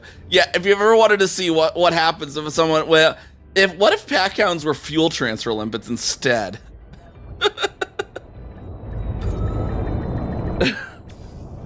It's funny is, yeah, it just uses all of my fuel. I think we were in Rain Man's or Lev's chat, and someone was like, we were talking about how the Corvette can actually hold the most passengers, at least at the time. It's probably the Clipper now, Panther Clipper now, I imagine. And someone was like, well, what ship could hold the most fuel limpets? I think it was Lev's chat. And like we sussed it out, and it ended up being this particular build of the Corvette could like launch the most at once. Go over to the headquarters. I'm sure we can find some people over there to give some fuel to.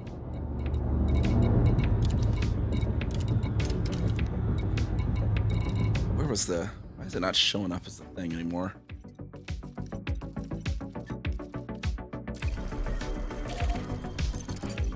There we go. All right, we'll head over to their headquarters.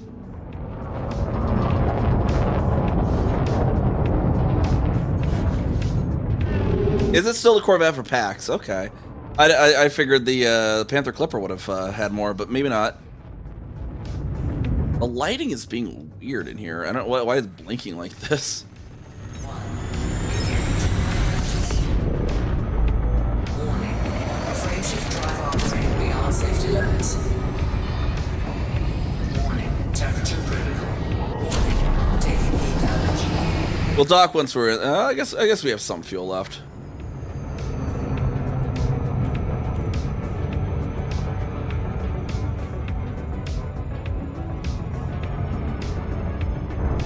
There's a bunch of people landed in the planes too. I just like shoot target, shoot target, like just each all of them with limpets. Just refuel the entire planes all at once.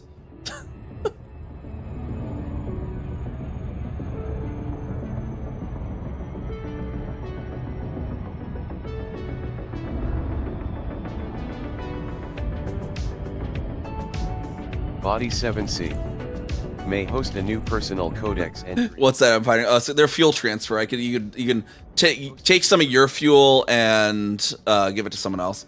How much is the game? That's a good question. It should be on Steam.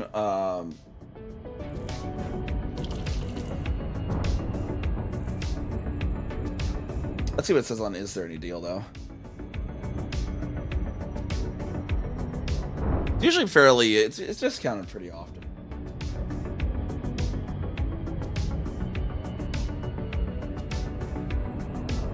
It looks like right now you get Elite Dangerous for $5.40 and Elite Dangerous Odyssey for $7.57. I don't know if that's the same places.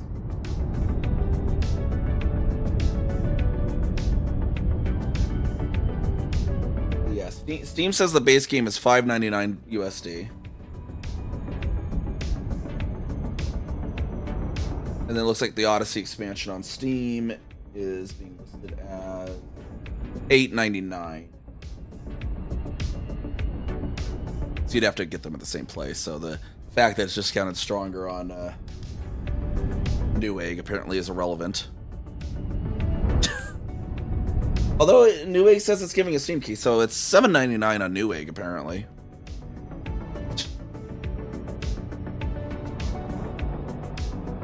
But yeah, it's pretty cheap. You'll well get your money's worth if you end up liking it.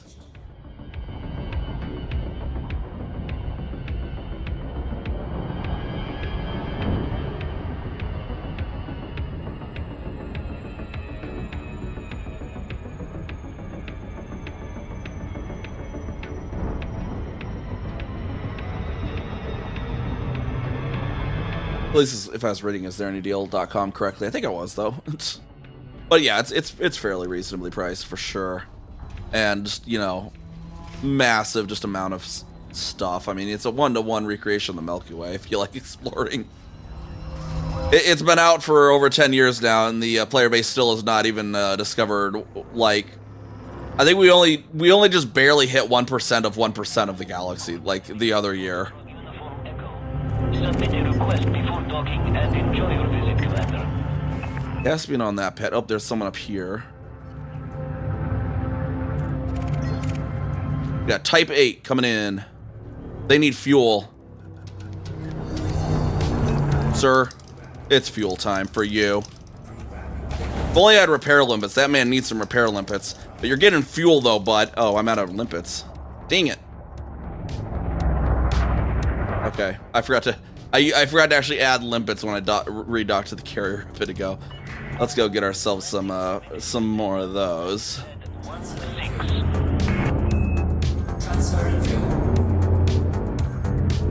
Love it, it's only 5 USD for you. Nice. And you're at the 16.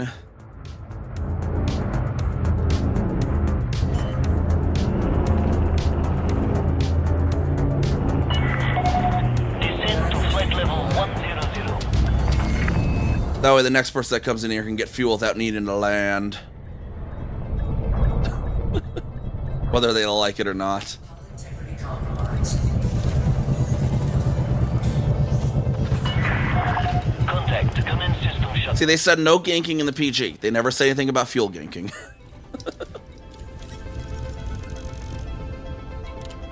Cargo hold at maximum capacity. Yeah, you got like, what was it, Planet Zoo, Planet Coaster, is there big ones?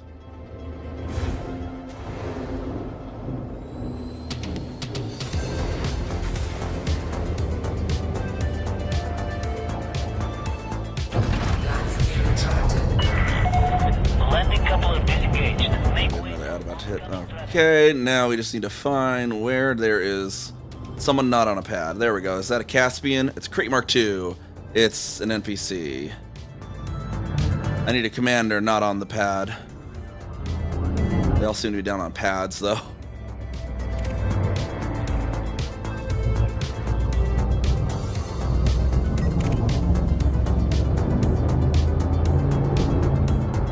I mean, I could do it to the pads, but I want one that's flying so that I know that they're not just AFK. You know what I mean?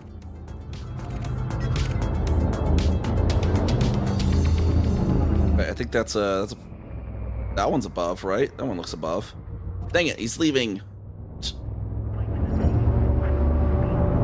Yeah, we're going to Distant Worlds 3.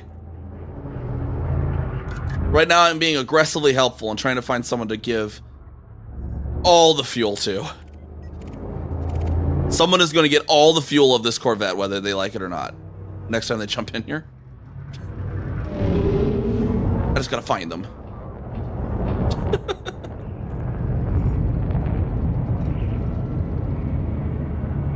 Yeah. They are being forcibly fueled. Weird, because people were jumping in and out before, and now that I'm here, nobody is. Really Dangerous Odyssey is the better choice, right? So Odyssey is an expansion to the game. It gives extra stuff, the on-foot stuff, the atmospheric planets. You'll definitely want both. You want the base game as well as Odyssey at this point.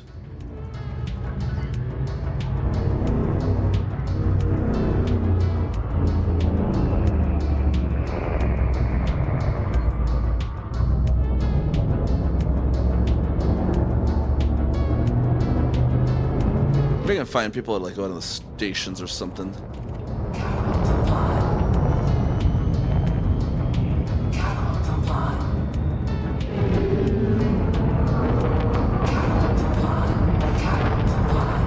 Frame shift drive charging. 4, 3. Yeah, I mean, there's some people have been just hanging out on the plains down there though. Earlier, I just not finding them today.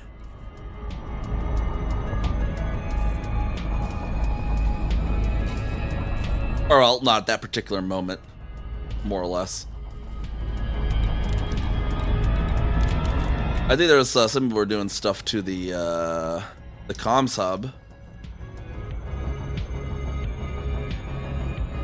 I think there was a quest going there or something, I think is what I read.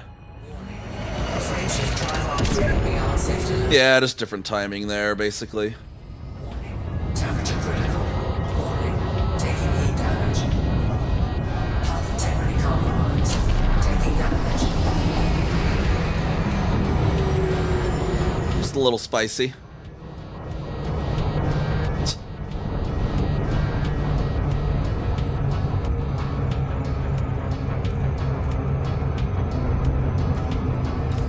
Right? The moment I want to give people fuel very, very aggressively, helpfully, they're all gone.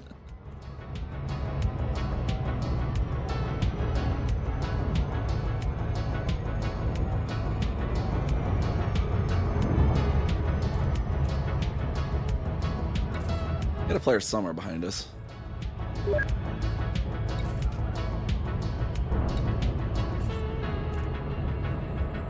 We have Dog Fox here. It's like cat dog, but Dog Fox.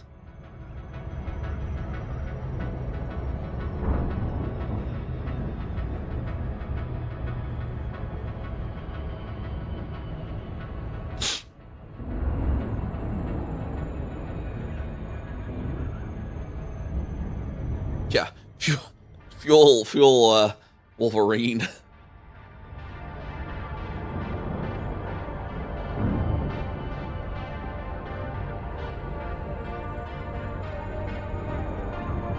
I think I did this one. Was it Rain Man? I did just stream. I found where Rain Man was gonna undock. I just waited outside. He comes out of the station. And all of a sudden he just goes like, fuel transfer incoming, fuel transfer incoming, fuel transfer incoming, fuel transfer incoming, fuel. And he's like, I was like, what the fuck is happening?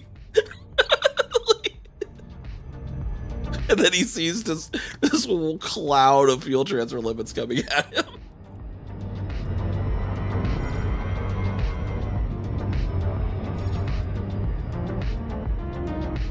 Shooting him at the people that are on the pad is funny though, because the fuel transfer limits, they'll try to get under the ship to do it, so they'll just fly into the pad and then die, and then you just get this junkyard of limpet, like a cloud of just dead limpets floating around the commander that's on a pad.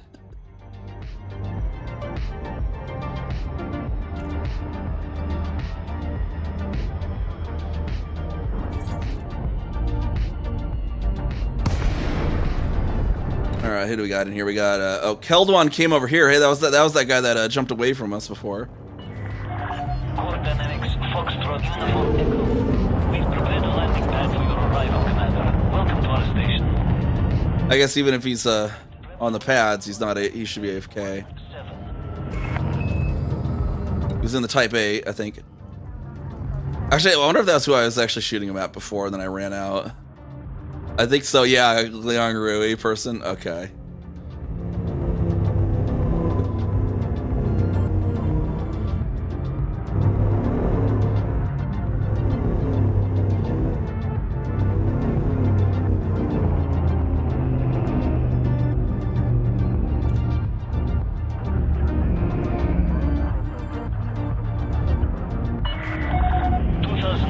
Yeah, I wonder if they'll just go through the mail slot.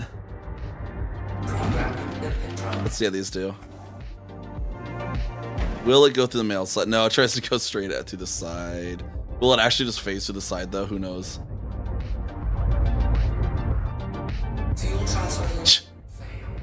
Fail. A for effort, I guess. Let's get in there though. All right, buddy. Time for your fuel.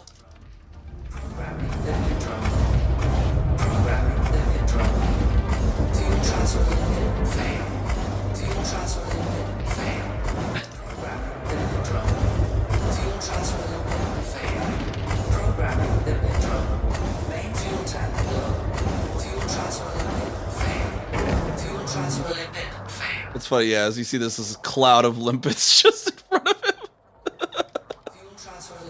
Let me dock. I'm on like a pixel of fuel. Hold on. Where's my actual dock?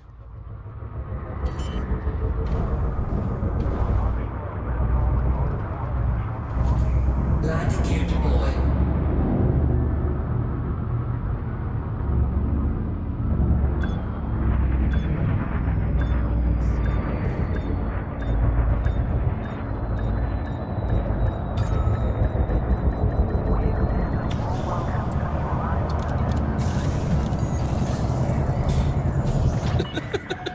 Landing successful.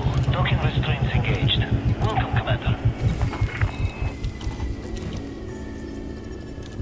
Oh, I need to, not that. I need to actually up the limpets. Cargo hold at maximum capacity.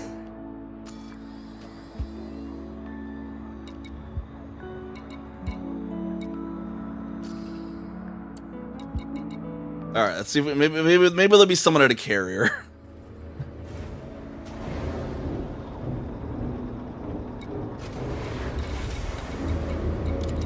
Got one of the official carriers. Landing coupler disengaged. Suns, maybe that doesn't. Suns is there one that's closer? No. Yeah, distant gangs. That's not official though.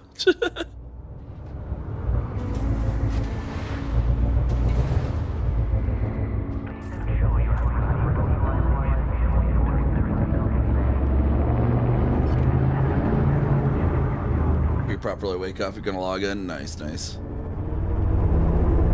gear retracted.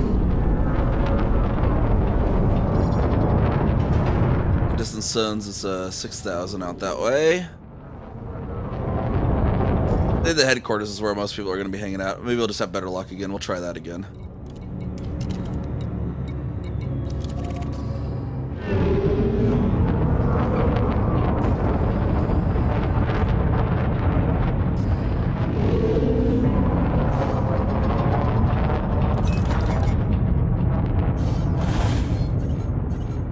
Frameshift drive charging.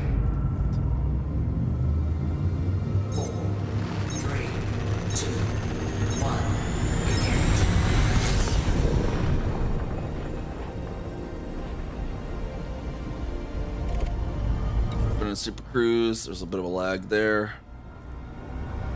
This is the World Tour headquarters. 11.5 that way.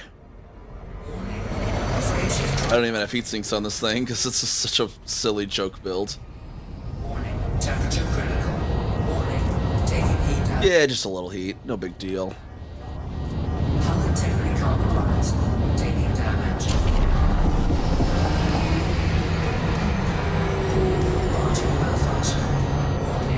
Warning. Oh no! Am I losing my cargo? Oh no, I'm losing limpets.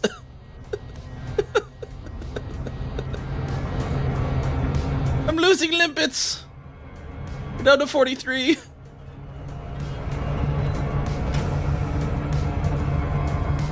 $42. Gotta preheat the fuel, don't you know? Don't you know?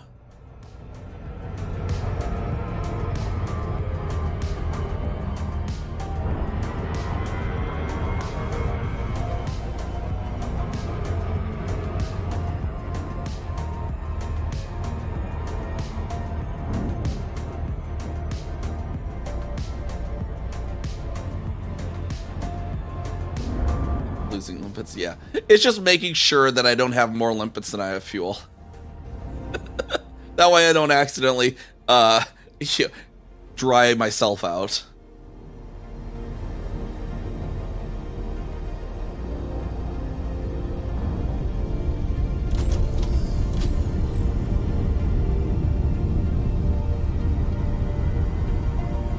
Don't you know? I mean, I'm a Nebraskan. We're like we have Minnesotans at home, you know. Like what? Can we have a pet Minnesotan? And Mom's like, no, we have a Nebraskan. That's like a Minnesotan home.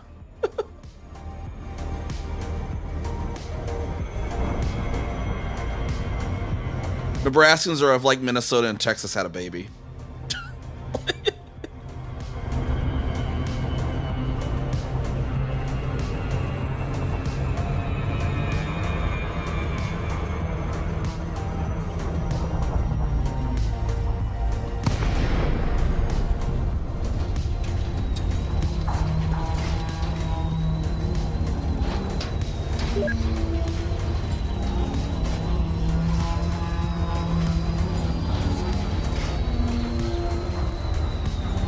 Are you a commander?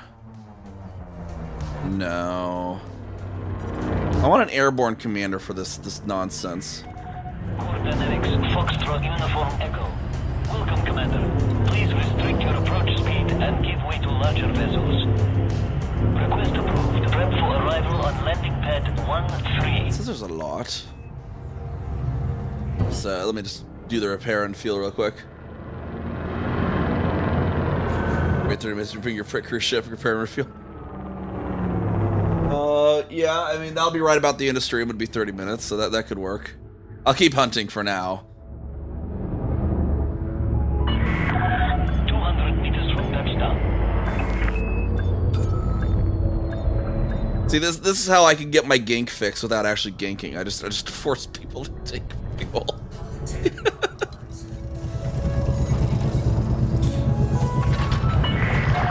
Landing complete. Commence system shutdown. Welcome, Commander. Enjoy your visit. Cargo hold. Be like, see, if you weren't in the PG, you'd have been dead. But now you just have more fuel. Like...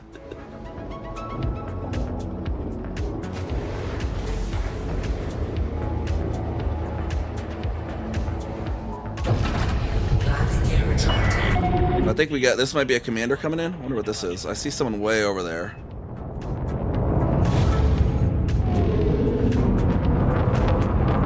way over there. Oh, just system authority. Okay. Flight assist on. Flight assist on.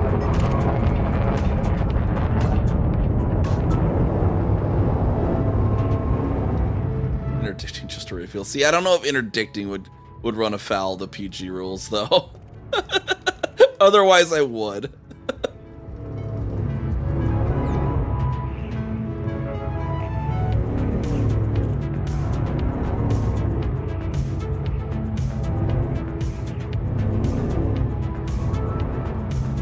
Someone come take off and join me in the planes. Reports of heavy traffic around this facility. Please take care. It says there's a bunch of people here, though. Are they in the concourse, I wonder? What if they're just in the concourse? Maybe they're hanging out at the bar. Access granted. Sit down on landing pad 02.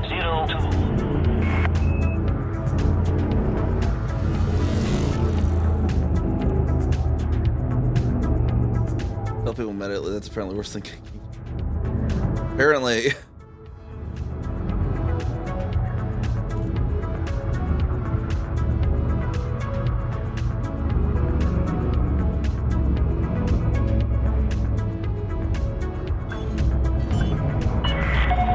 Warning. Landing gear not deployed. Taking damage. Landing gear. That is still so crap. They're like, go discuss it elsewhere, and then they find out you're discussing it elsewhere, and they're like, you're not allowed to discuss it elsewhere. We're kicking you out. It's like, what? Welcome to the port, Commander.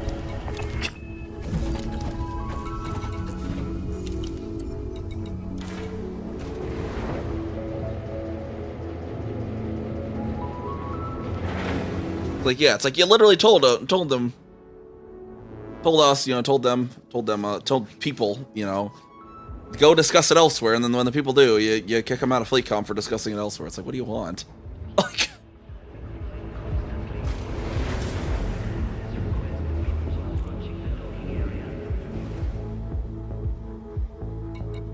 yeah.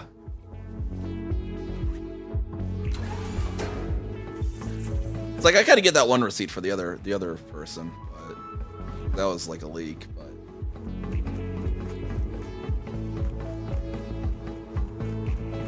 right, and like if you actually read their rule, it specifically says don't name and shame on the Frontier forums.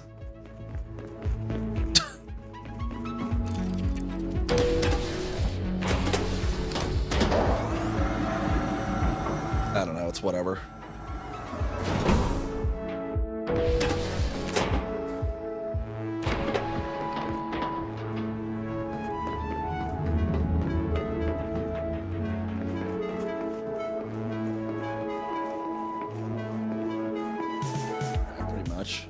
Here you have the proof.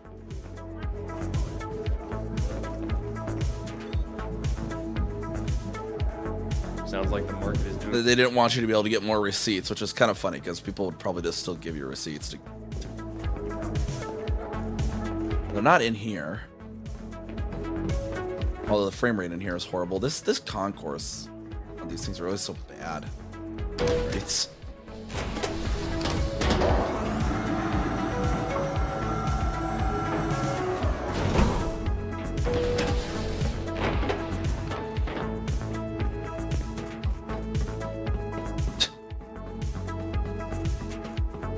I can kind of get them to get their reasoning for stopping talking about Harry Potter. I can understand them with that one.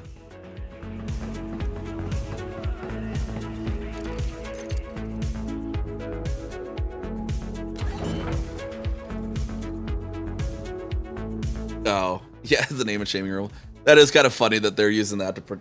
I thought they were going to be like, don't talk about gankers. That's actually kind of funny that they're like, no, it's name and shaming.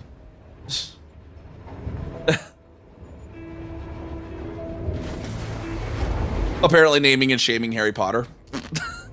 Like, I just find it funny that they're actually like using that. Yeah, they hate Harry Potter so bad, but they're at least actually, you know, applying it equally, I suppose. Harry Potter even wasn't gonna, like, I don't think so. Harry Potter wasn't even gonna stoop solos to gank in the PG. He just did it in open. Although, unless maybe he did try and get kicked out, I don't know. But the infamous, yeah, they're a really early ganker, and they were going along with Distant Worlds 2, but an open to gank. I had a really funny one because I followed Harry Potter down to a surface of a planet at the Omega Nebula waypoint they had in Distant Worlds 2, and he was just driving. He was having he just couldn't get into an open, so he went down to the surface and was just doing SRV racing with his buddies. And I just popped in. I was like, "Hey, can you gank me in your SRV?" And he was like, "Sure." And so he like sits under I just had my Asp Explorer hovering there, and he's shooting at me, but he was shooting at like the thrusters. So the thrusters ended up going out, and I fell on top of him and almost killed him from falling on him just because I had no control. Ship restraints withdrawn. Clear for ascent. Yeah, after like it was a really weird one they banned him for, if I remember correctly. Oh, we got a commander. We got Mayhez is over here now.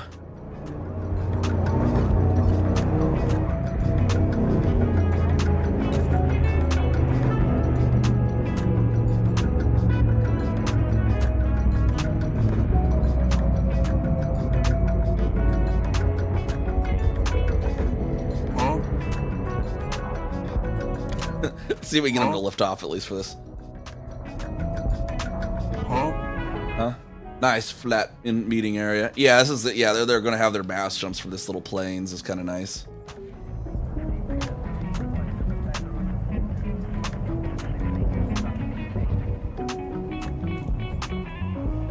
I mean, other people use David Braben's likeness on their sites. They just didn't like his particular site for some reason. Oh, someone else popped in somewhere. Let's see if we can find them.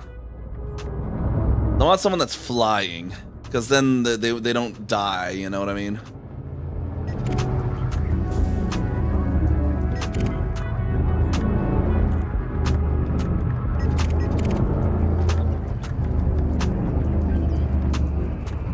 Someone back this way, I think.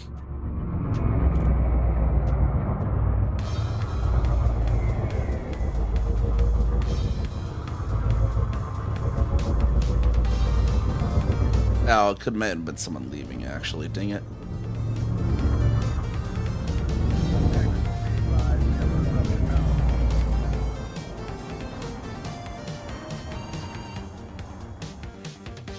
That looks like a Caspian. Hold on.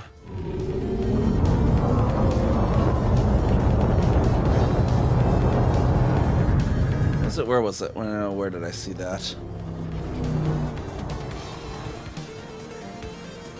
I don't know what that is. Hold on.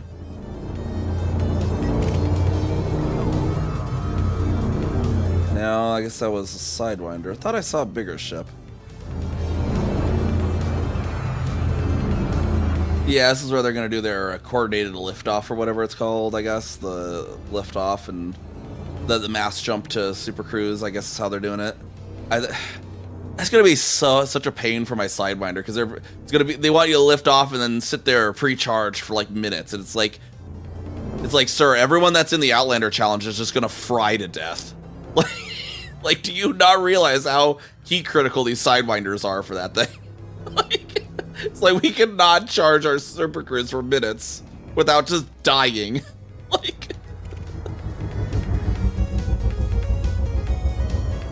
I don't know. I don't know why they didn't just pick another system, because apparently they don't want to jump to another system. The carriers are here.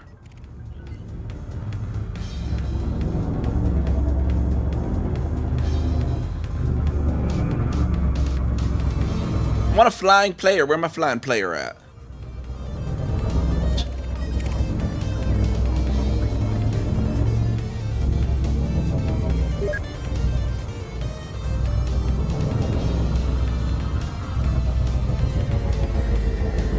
Level. Let's see if I can get one on the high radar.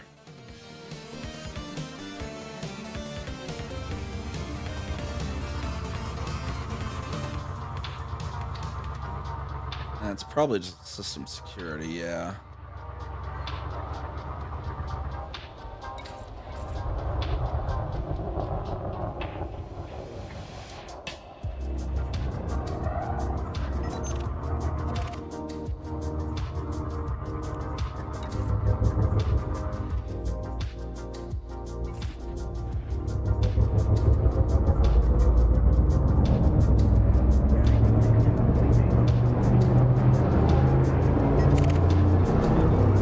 see.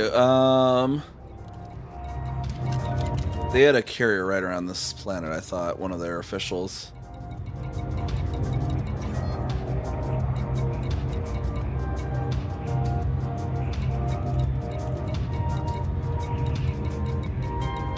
The heck? I thought they had one of their carriers, like, in orbit of this exact planet. I guess not. See if we can find people at Odysseus then. Frameshift drive charging. 3, 2, 1, engage.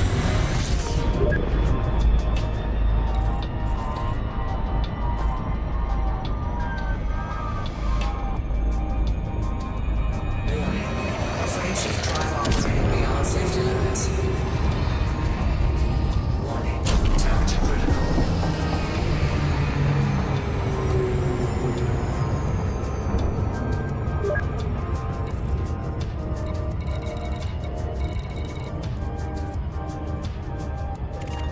Oh, there's actually a low wake though to Odysseus, which I just lost sight of.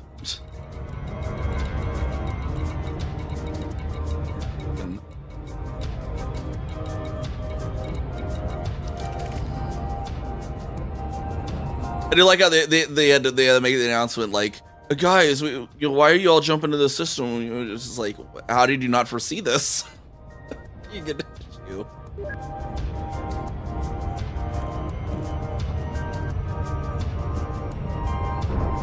They're like, yeah, they're like, please move the carriers. We won't be able to get our official carriers. And it's like, you should have maybe put them in early then.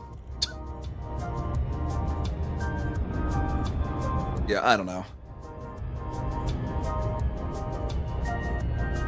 Right, yeah. If we have to, I get you don't technically have to. You could just, well, I'll probably just do to avoid the heat because it's like I'll just when people start flying, I'll just start charging it. You know, once the large ships jump away, because that's the annoying thing with like the Super Cruise too. Is like it's gonna be like the large ships jump out first, then the mediums and the smalls because of the mass lock. That's why you usually do a high wake jump, not a low wake jump, because you get mass inhibition on low wakes. So like you you just end up having it where the big ships and then the smaller and then the smaller and then the smaller in like waves rather than one big jump. You know what I mean? That's why they're doing this. That's why they're having to do the charge it in advance thing. Is because that's the only way to get around that stupid mass inhibition. And if you're a sidewinder in anywhere near a Panther Clipper, good luck. It's gonna take 5 minutes to charge that fucking thing.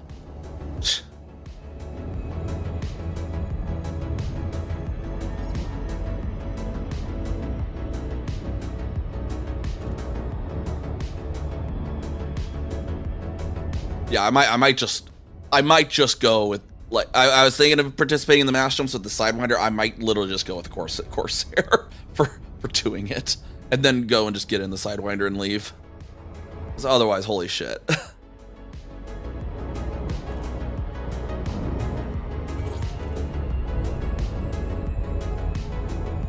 Please, let's have some shenanigans here. We got Dave, Get Good, and Christelle.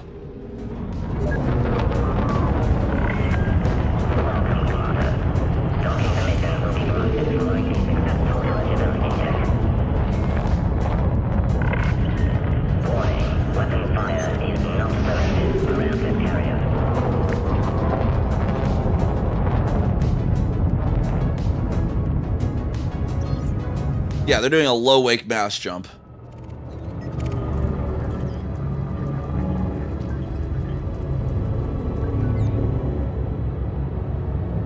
They're at least the coordinate lift. I don't know if they're doing a high wake out for that, but they're doing at least for that one, they're doing the low wake. Well, it seems like.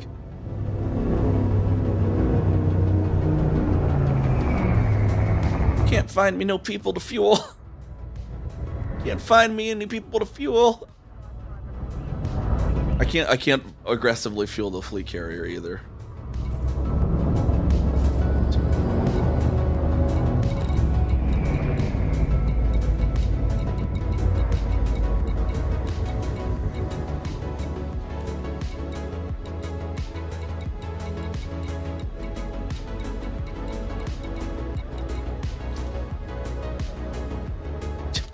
Maybe there's someone over at Andrew Gasper's freaking carrier. See if there's people at the Fimble Thol.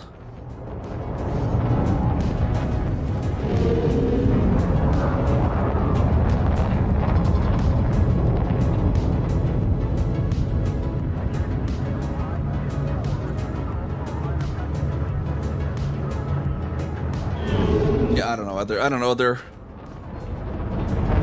Frameshift drive charging.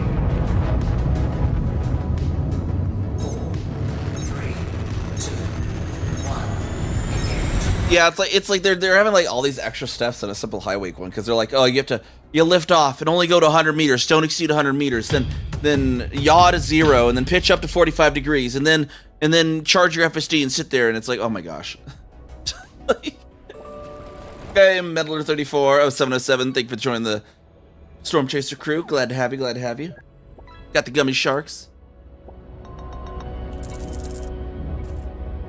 Warning. Frameshift drive operating beyond safety limits. Warning. Temperature critical. Warning. Taking heat damage. That's why I prefer. At least. I mean, if they want to go for a particular flavor, maybe it looks cooler. It might look cooler, maybe. I don't know, because I have done a low wake mass jump before. I've done 1 or 2 of those before, just for.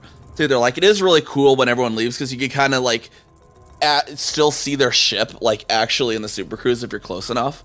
So it does get kind of cool in that aspect. But I don't know if it's exactly worth all the extra steps that a low wake mass jump needs to be pulled off.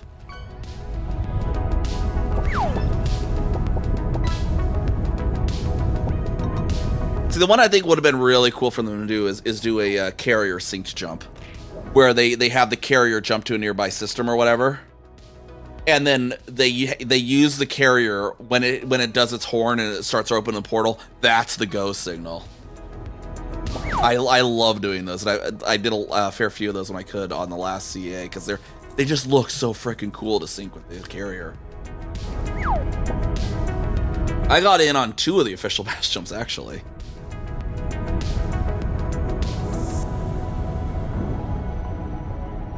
I got the American time slot for Neve, and I got the Aussie Asia Pacific time slot for Kessica. Satsu said instantly breaks around the carriers.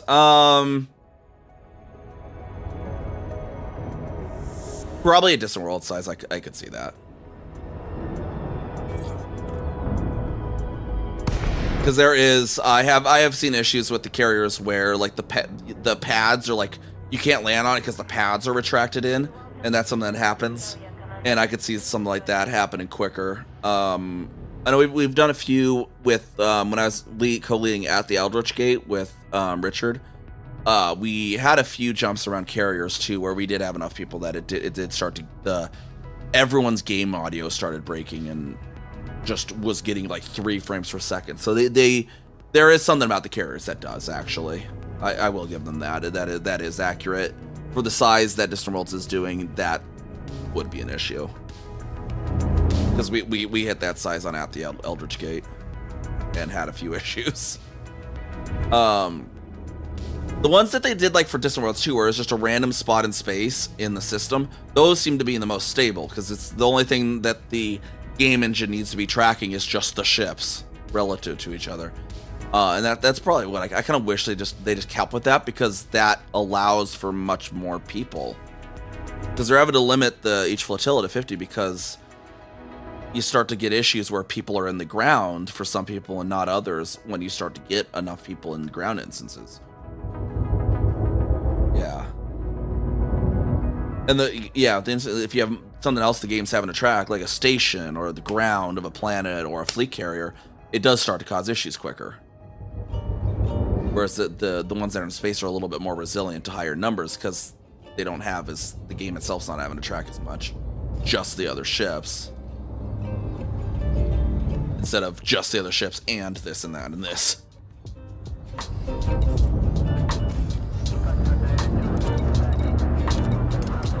Alright, back to the headquarters. 3rd time's the charm, maybe? Maybe 3rd time's the charm?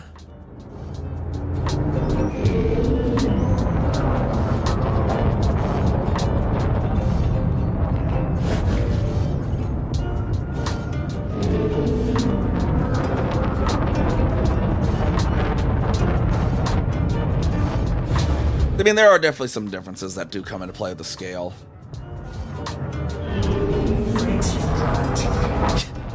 Yeah, your attention's like, I mean, it's really funny for you to see it. I just want to surprise someone with this because that's the best part of this one is someone just sitting there all of a sudden just fuel transfer incoming, fuel transfer incoming, fuel transfer incoming, fuel transfer incoming, fuel transfer incoming, fuel.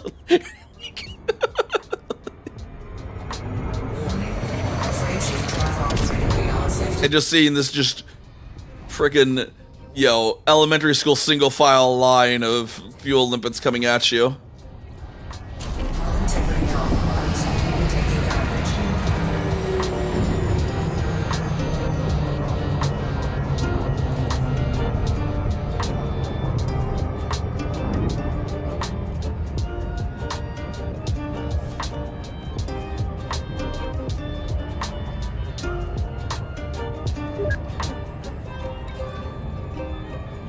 Oh, it killed ones out here. That was at Type 8 earlier. Maybe they're going somewhere. I don't know. Oh, is that them? Is that them? Let's see if we can follow them somewhere. Oh, I lost them again. Where was it? Type 8. Okay, let's follow Keld 1. Where is Keld 1 going?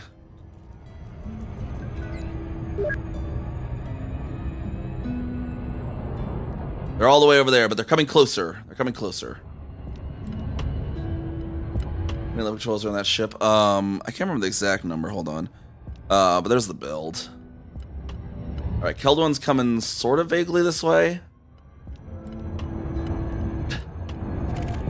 Oh, where'd they go? I don't see a low wake though. I think just lost them. I think. No, they dropped somewhere. Where's their low wake though?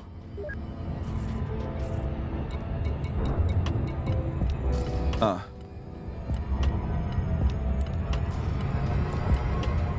Yeah, I don't know where they're at. Darn it. Oh, there's someone over this way though. Well, who else we got? We got a beluga player. We got a beluga. They're gonna need fuel.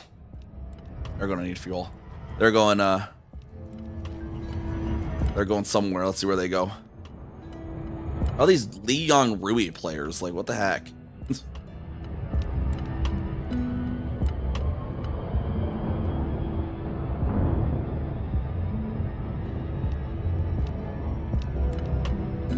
I almost kind of half wonder if Keld 1 like logged out thinking I was like some ganker that made their way into the PG because I'm like, you're following him like a ganker would, but I want to give you fuel. What about us? What do you mean? What about us?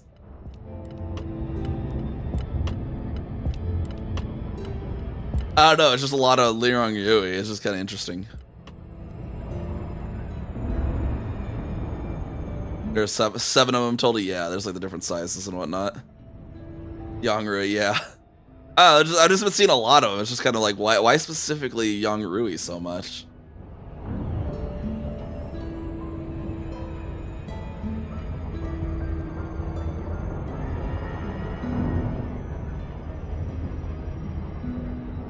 Cherabuka. Commander Cherabuka. I think they're going to go down to the headquarters. We'll see. We'll follow them, and then we'll force fuel on them. All right, I think they're going to the headquarters. That looks like a headquarters drop. All right, let's follow this guy. Or gal. Or them. I won't assume what Cherabuka is.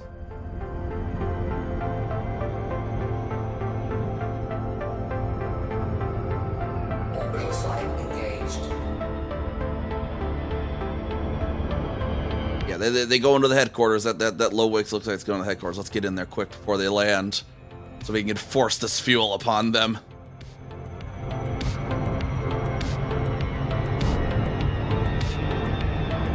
We will fuel players, whether they like it or not.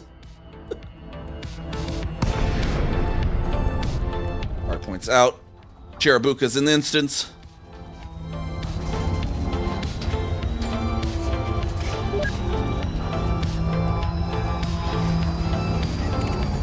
It's a Taipan.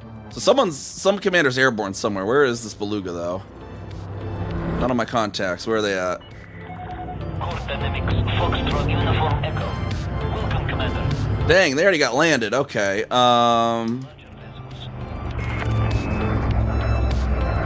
they already landed. Caspian, where is?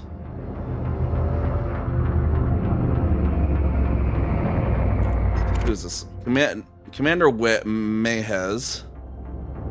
They were in the Caspian. That was the guy that was down low earlier. Now we just need to find their Caspian. I think it's this one here. Is that airborne? It is. Okay.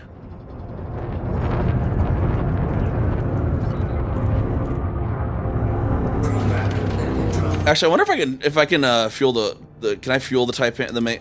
Oh, I can fuel the Taipan. Get fuel, Taipan, even though you have no use for it.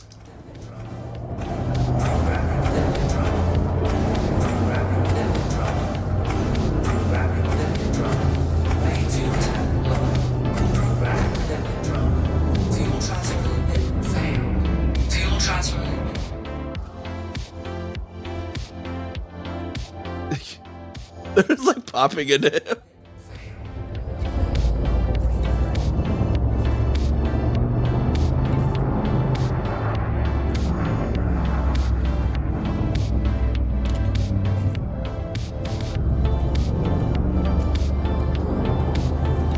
Alright, now I just need to dock again here. Landing permitted. Adjusting for approach to pad 01.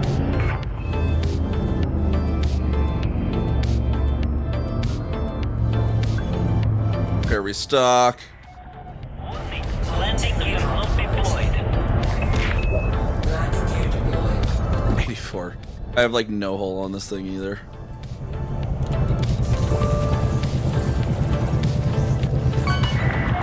Touchdown confirmed. Docking restraints engaged. Hope we can be of service, Commander. Cargo hold at maximum. I could just take one of the cargo racks off apparently for more actual fuel, just so I don't run out so quickly.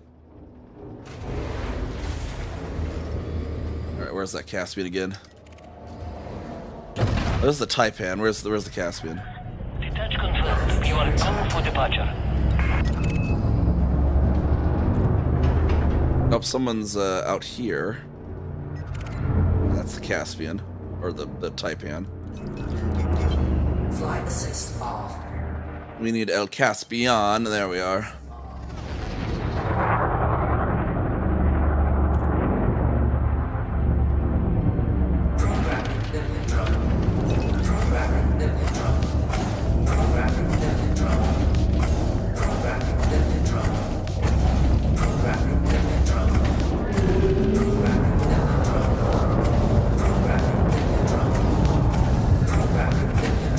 Just look at the radar. You just have this like lovely curve of limpets going on. Transfer in view. Transfer in view. Transfer in view. Transfer in view. Transfer in view.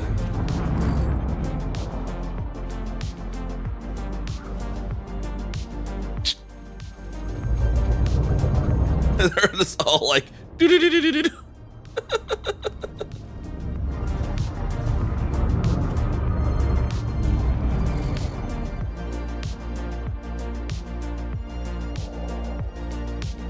I kind of wish like dead fuel limpets would also just, you know, become a corpse too. Just like you have this just cloud of limpets floating below them.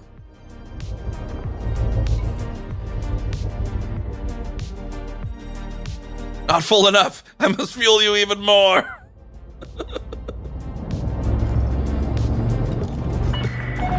Request approved. Set down on landing pad 04.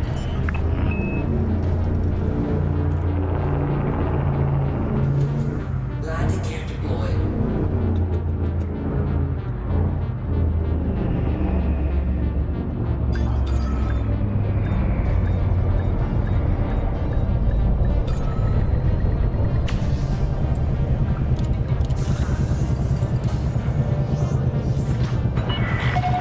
Landing successful. Clear to disembark. Welcome, Commander.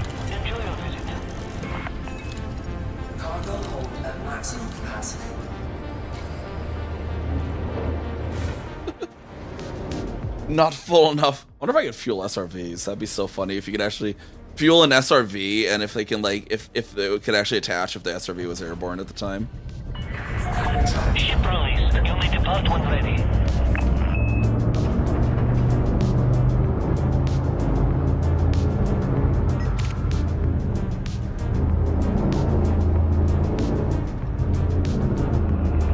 Another player down here.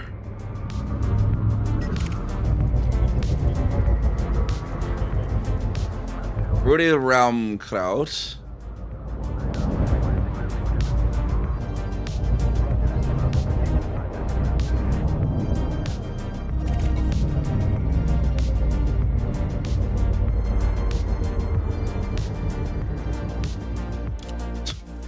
Wait, where'd they go? Did they just...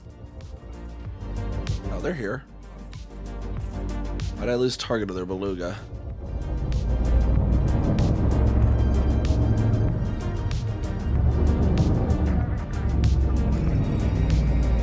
They changed to another ship? What's going on?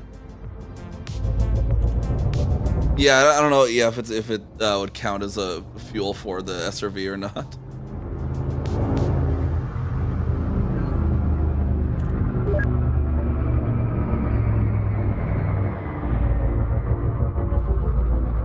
Oh, there we go. Okay.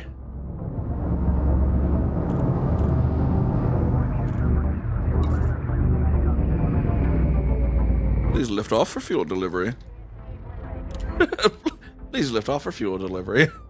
See if he does.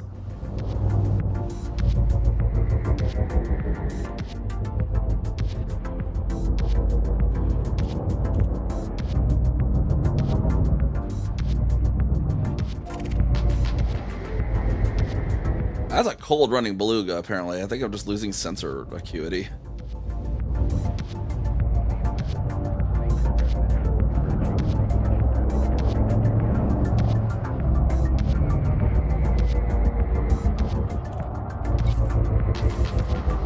Rudy here. We got Chetabuca's here somewhere. I wonder where they're at still.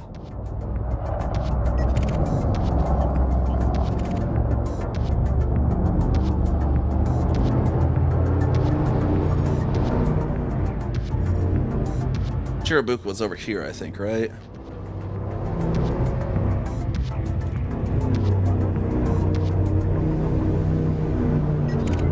Yeah, see, they're unmanned. They're like in the concourse or something.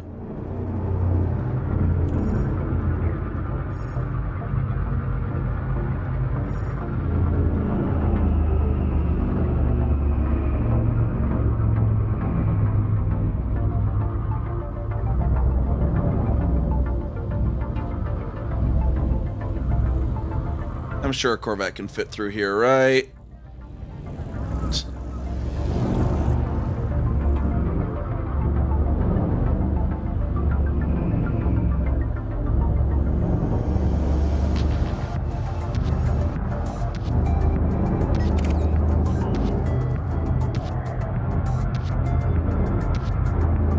Lost where Rudy was.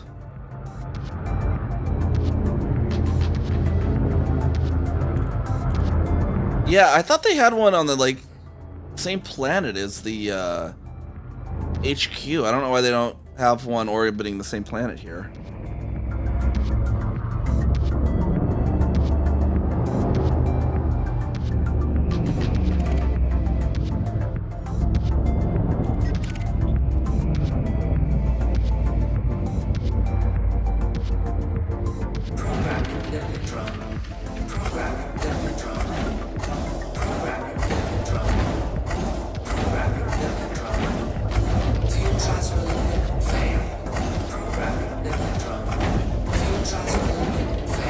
So, they're making a cloud of them at least. Oh, that's not even making a cloud of them. Why? That's silly.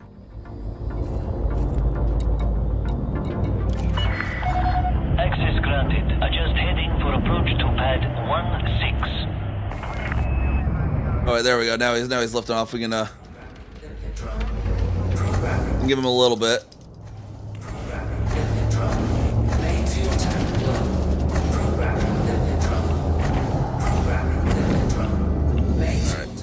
Where's our pad? Transferring fuel. Where is pad 16? This way? Transferring fuel.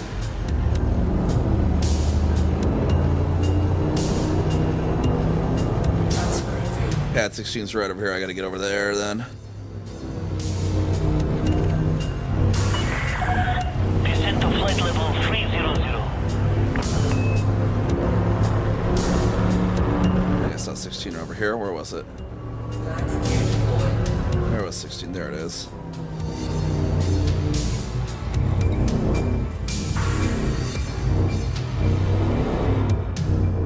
I refueled them. I need to give them more fuel.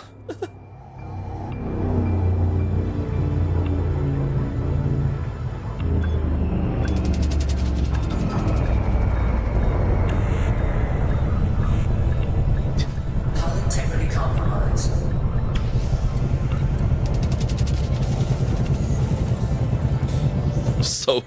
So much. Just buying fuel en masse here. Hope we can be of service, Commander. Cargo hold at maximum capacity.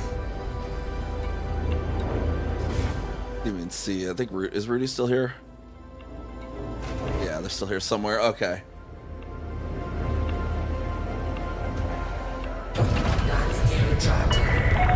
Ship restraints withdrawn. You are From Rudy. There we go. This way somewhere. I think. Is that him? Is that him? Is that a... That's not. Where did Beluga go?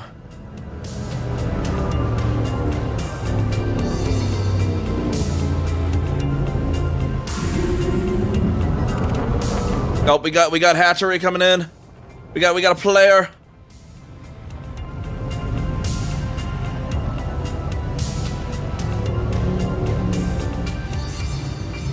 Fueled nerd.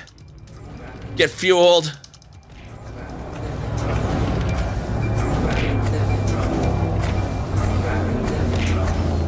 The Imperial Inquisition. We're fueling the Imperial Inquisition. Transferring fuel.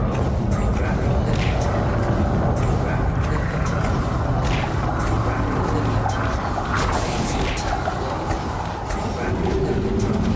Flight system. Wait, are you fueling me back? What's going on? I see things coming my way.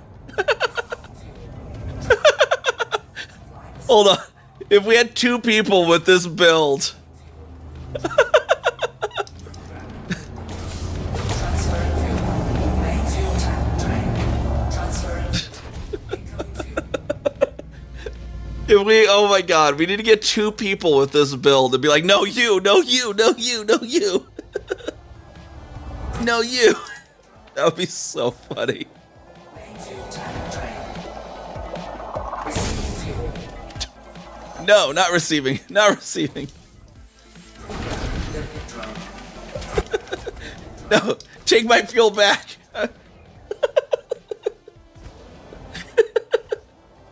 Receiving fuel. Transferring fuel. Incoming fuel. Incoming fuel.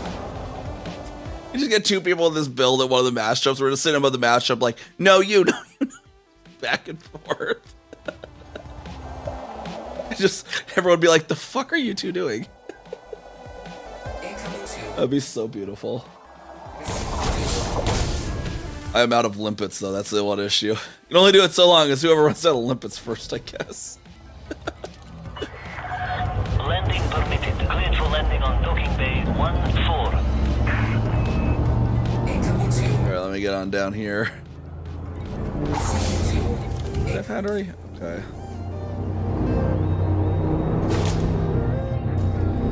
Oh, there's another square over there. Is that a Rudy over there? Who's this square? Oh, that's Rudy.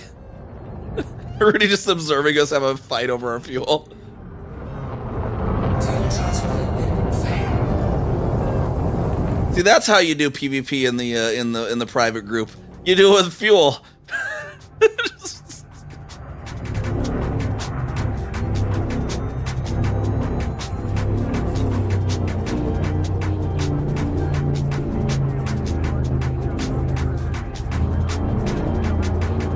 All right, keep an eye on Rudy. I gotta fuel them up some more. Don't let them get away.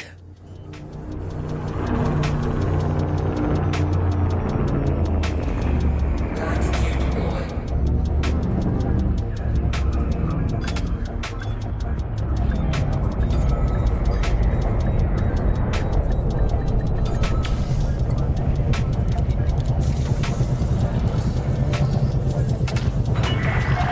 Landing complete. Command system shut down. We are pleased to receive you, Commander. Dang it, he just landed. Darn. Cargo hold at maximum capacity.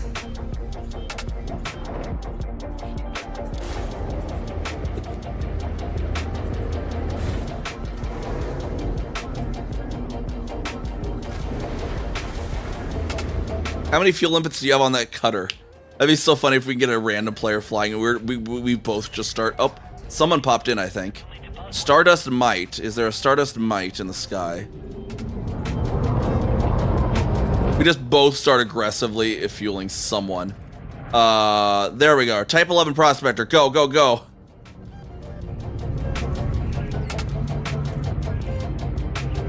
You only have 25A. This will be so funny. All right, Stardust. Fueling time.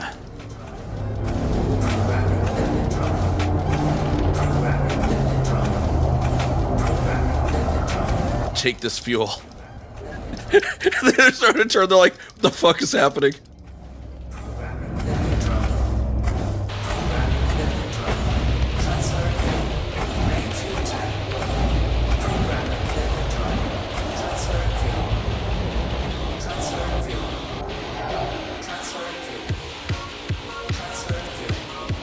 Oh, careful. Don't bump into them there, Hattery.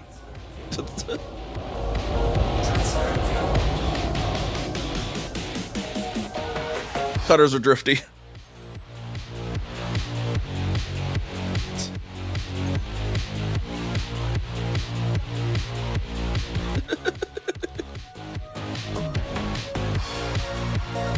Oh, they're repair limbs. So you can't really do it with repair limbs. You only have one attached at a time. Just fuel, fuel, fuel. You just see the moment they stop trying to land, and they're like, "The fuck."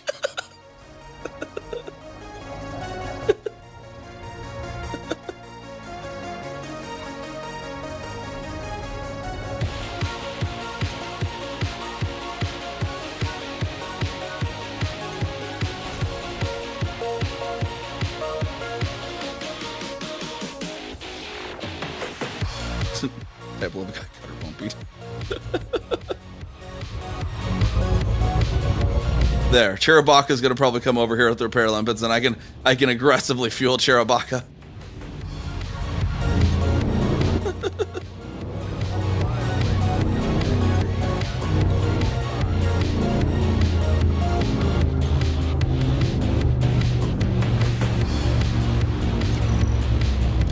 You're gonna repair Cherub, I'll fuel you. I just need to get landed here. Find my. He keeps wanting to give me pad 16 for some reason. It's so funny.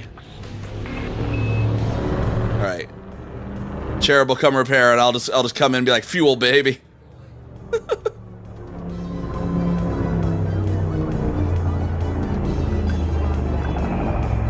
Fuel reserves of 5%. I wonder why. I just love this joke build. It's so stupid. The fuel Doral Corvette. Docking restraints engaged. Welcome, Commander. Enjoy your visit. Cargo hold at maximum capacity.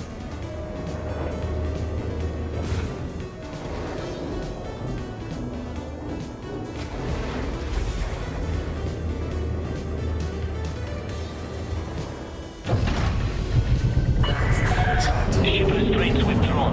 Make way for oncoming traffic. Cargo slope retracted.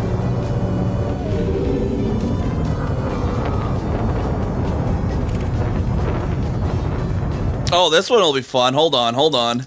This guy's going crazy while they're blasting around. Watch the fuel transfer limits try to catch them. Maybe. Where's Cherub?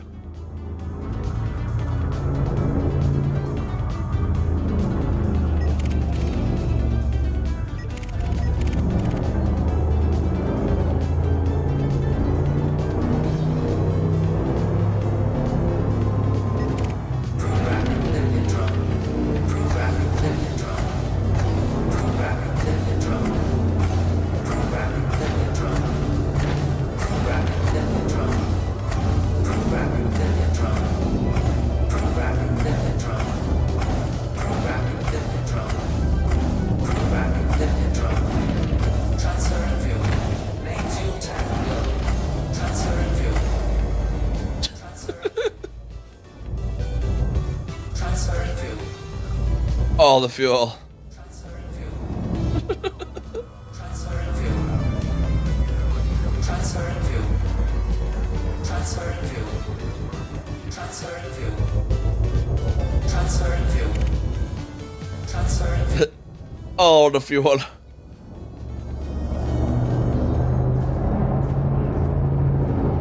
But let me go ahead and it's time for me to wrap up here. So let us go ahead and get docked here and then see what's live.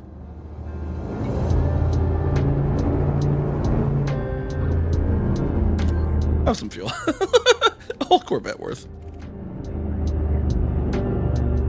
A whole Corvette worth.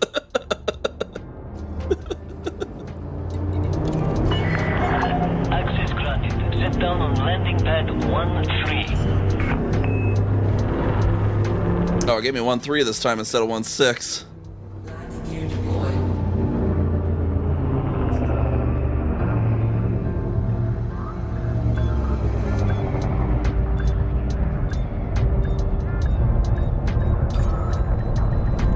Hull integrity. Alrighty, there we go. Let's just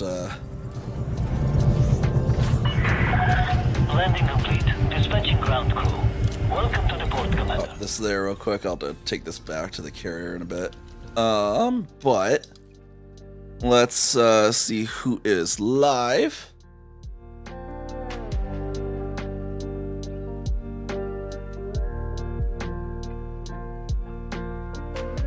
Let's do it for deal worth of cargo space.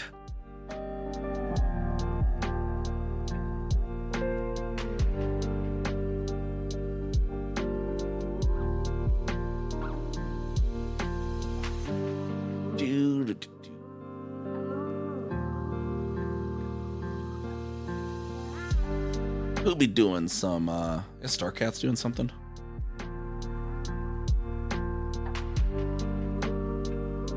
I don't know if they're doing anything Elite Dangerous related. Or Distant Worlds related, that is. I don't know what they're doing. I don't know what they're up to, but we'll go check them out. They removed the 70 from their name apparently. Wow, okay. It was like Starcat 70 before. So everyone else isn't in Elite. Add snooze here for a moment. And yeah, copy those raid messages there. Depending on which one is appropriate for you. And everyone, thank you for coming on by. The raids, follows, lurks, all that good stuff. Always much appreciated. We won't be live at our usual time tomorrow because we're going to be doing the mass jump a little bit later. So I'm going to need to not stay up as late tomorrow so I can get up early to stream the mass jump from Distant Worlds 3. So we won't have our usual time. It'll be 2300 UTC instead, which is like 5 p.m. Central Time in America, where we'll be gathering in our headquarters, our CEA headquarters system, which is this. MSJ 2009 L1630 MIR-46. Make note of that. That's where we'll gather tomorrow. We're going to be doing a mass jump into the Distant Worlds 3 system, and then attending the Distant Worlds 3 mass jump. So that's what we have plans for tomorrow. Otherwise, for now, we're going to go check out Starcat, give them all our good Storm Chaser crew love, and I'll see y'all next time. Bye-bye.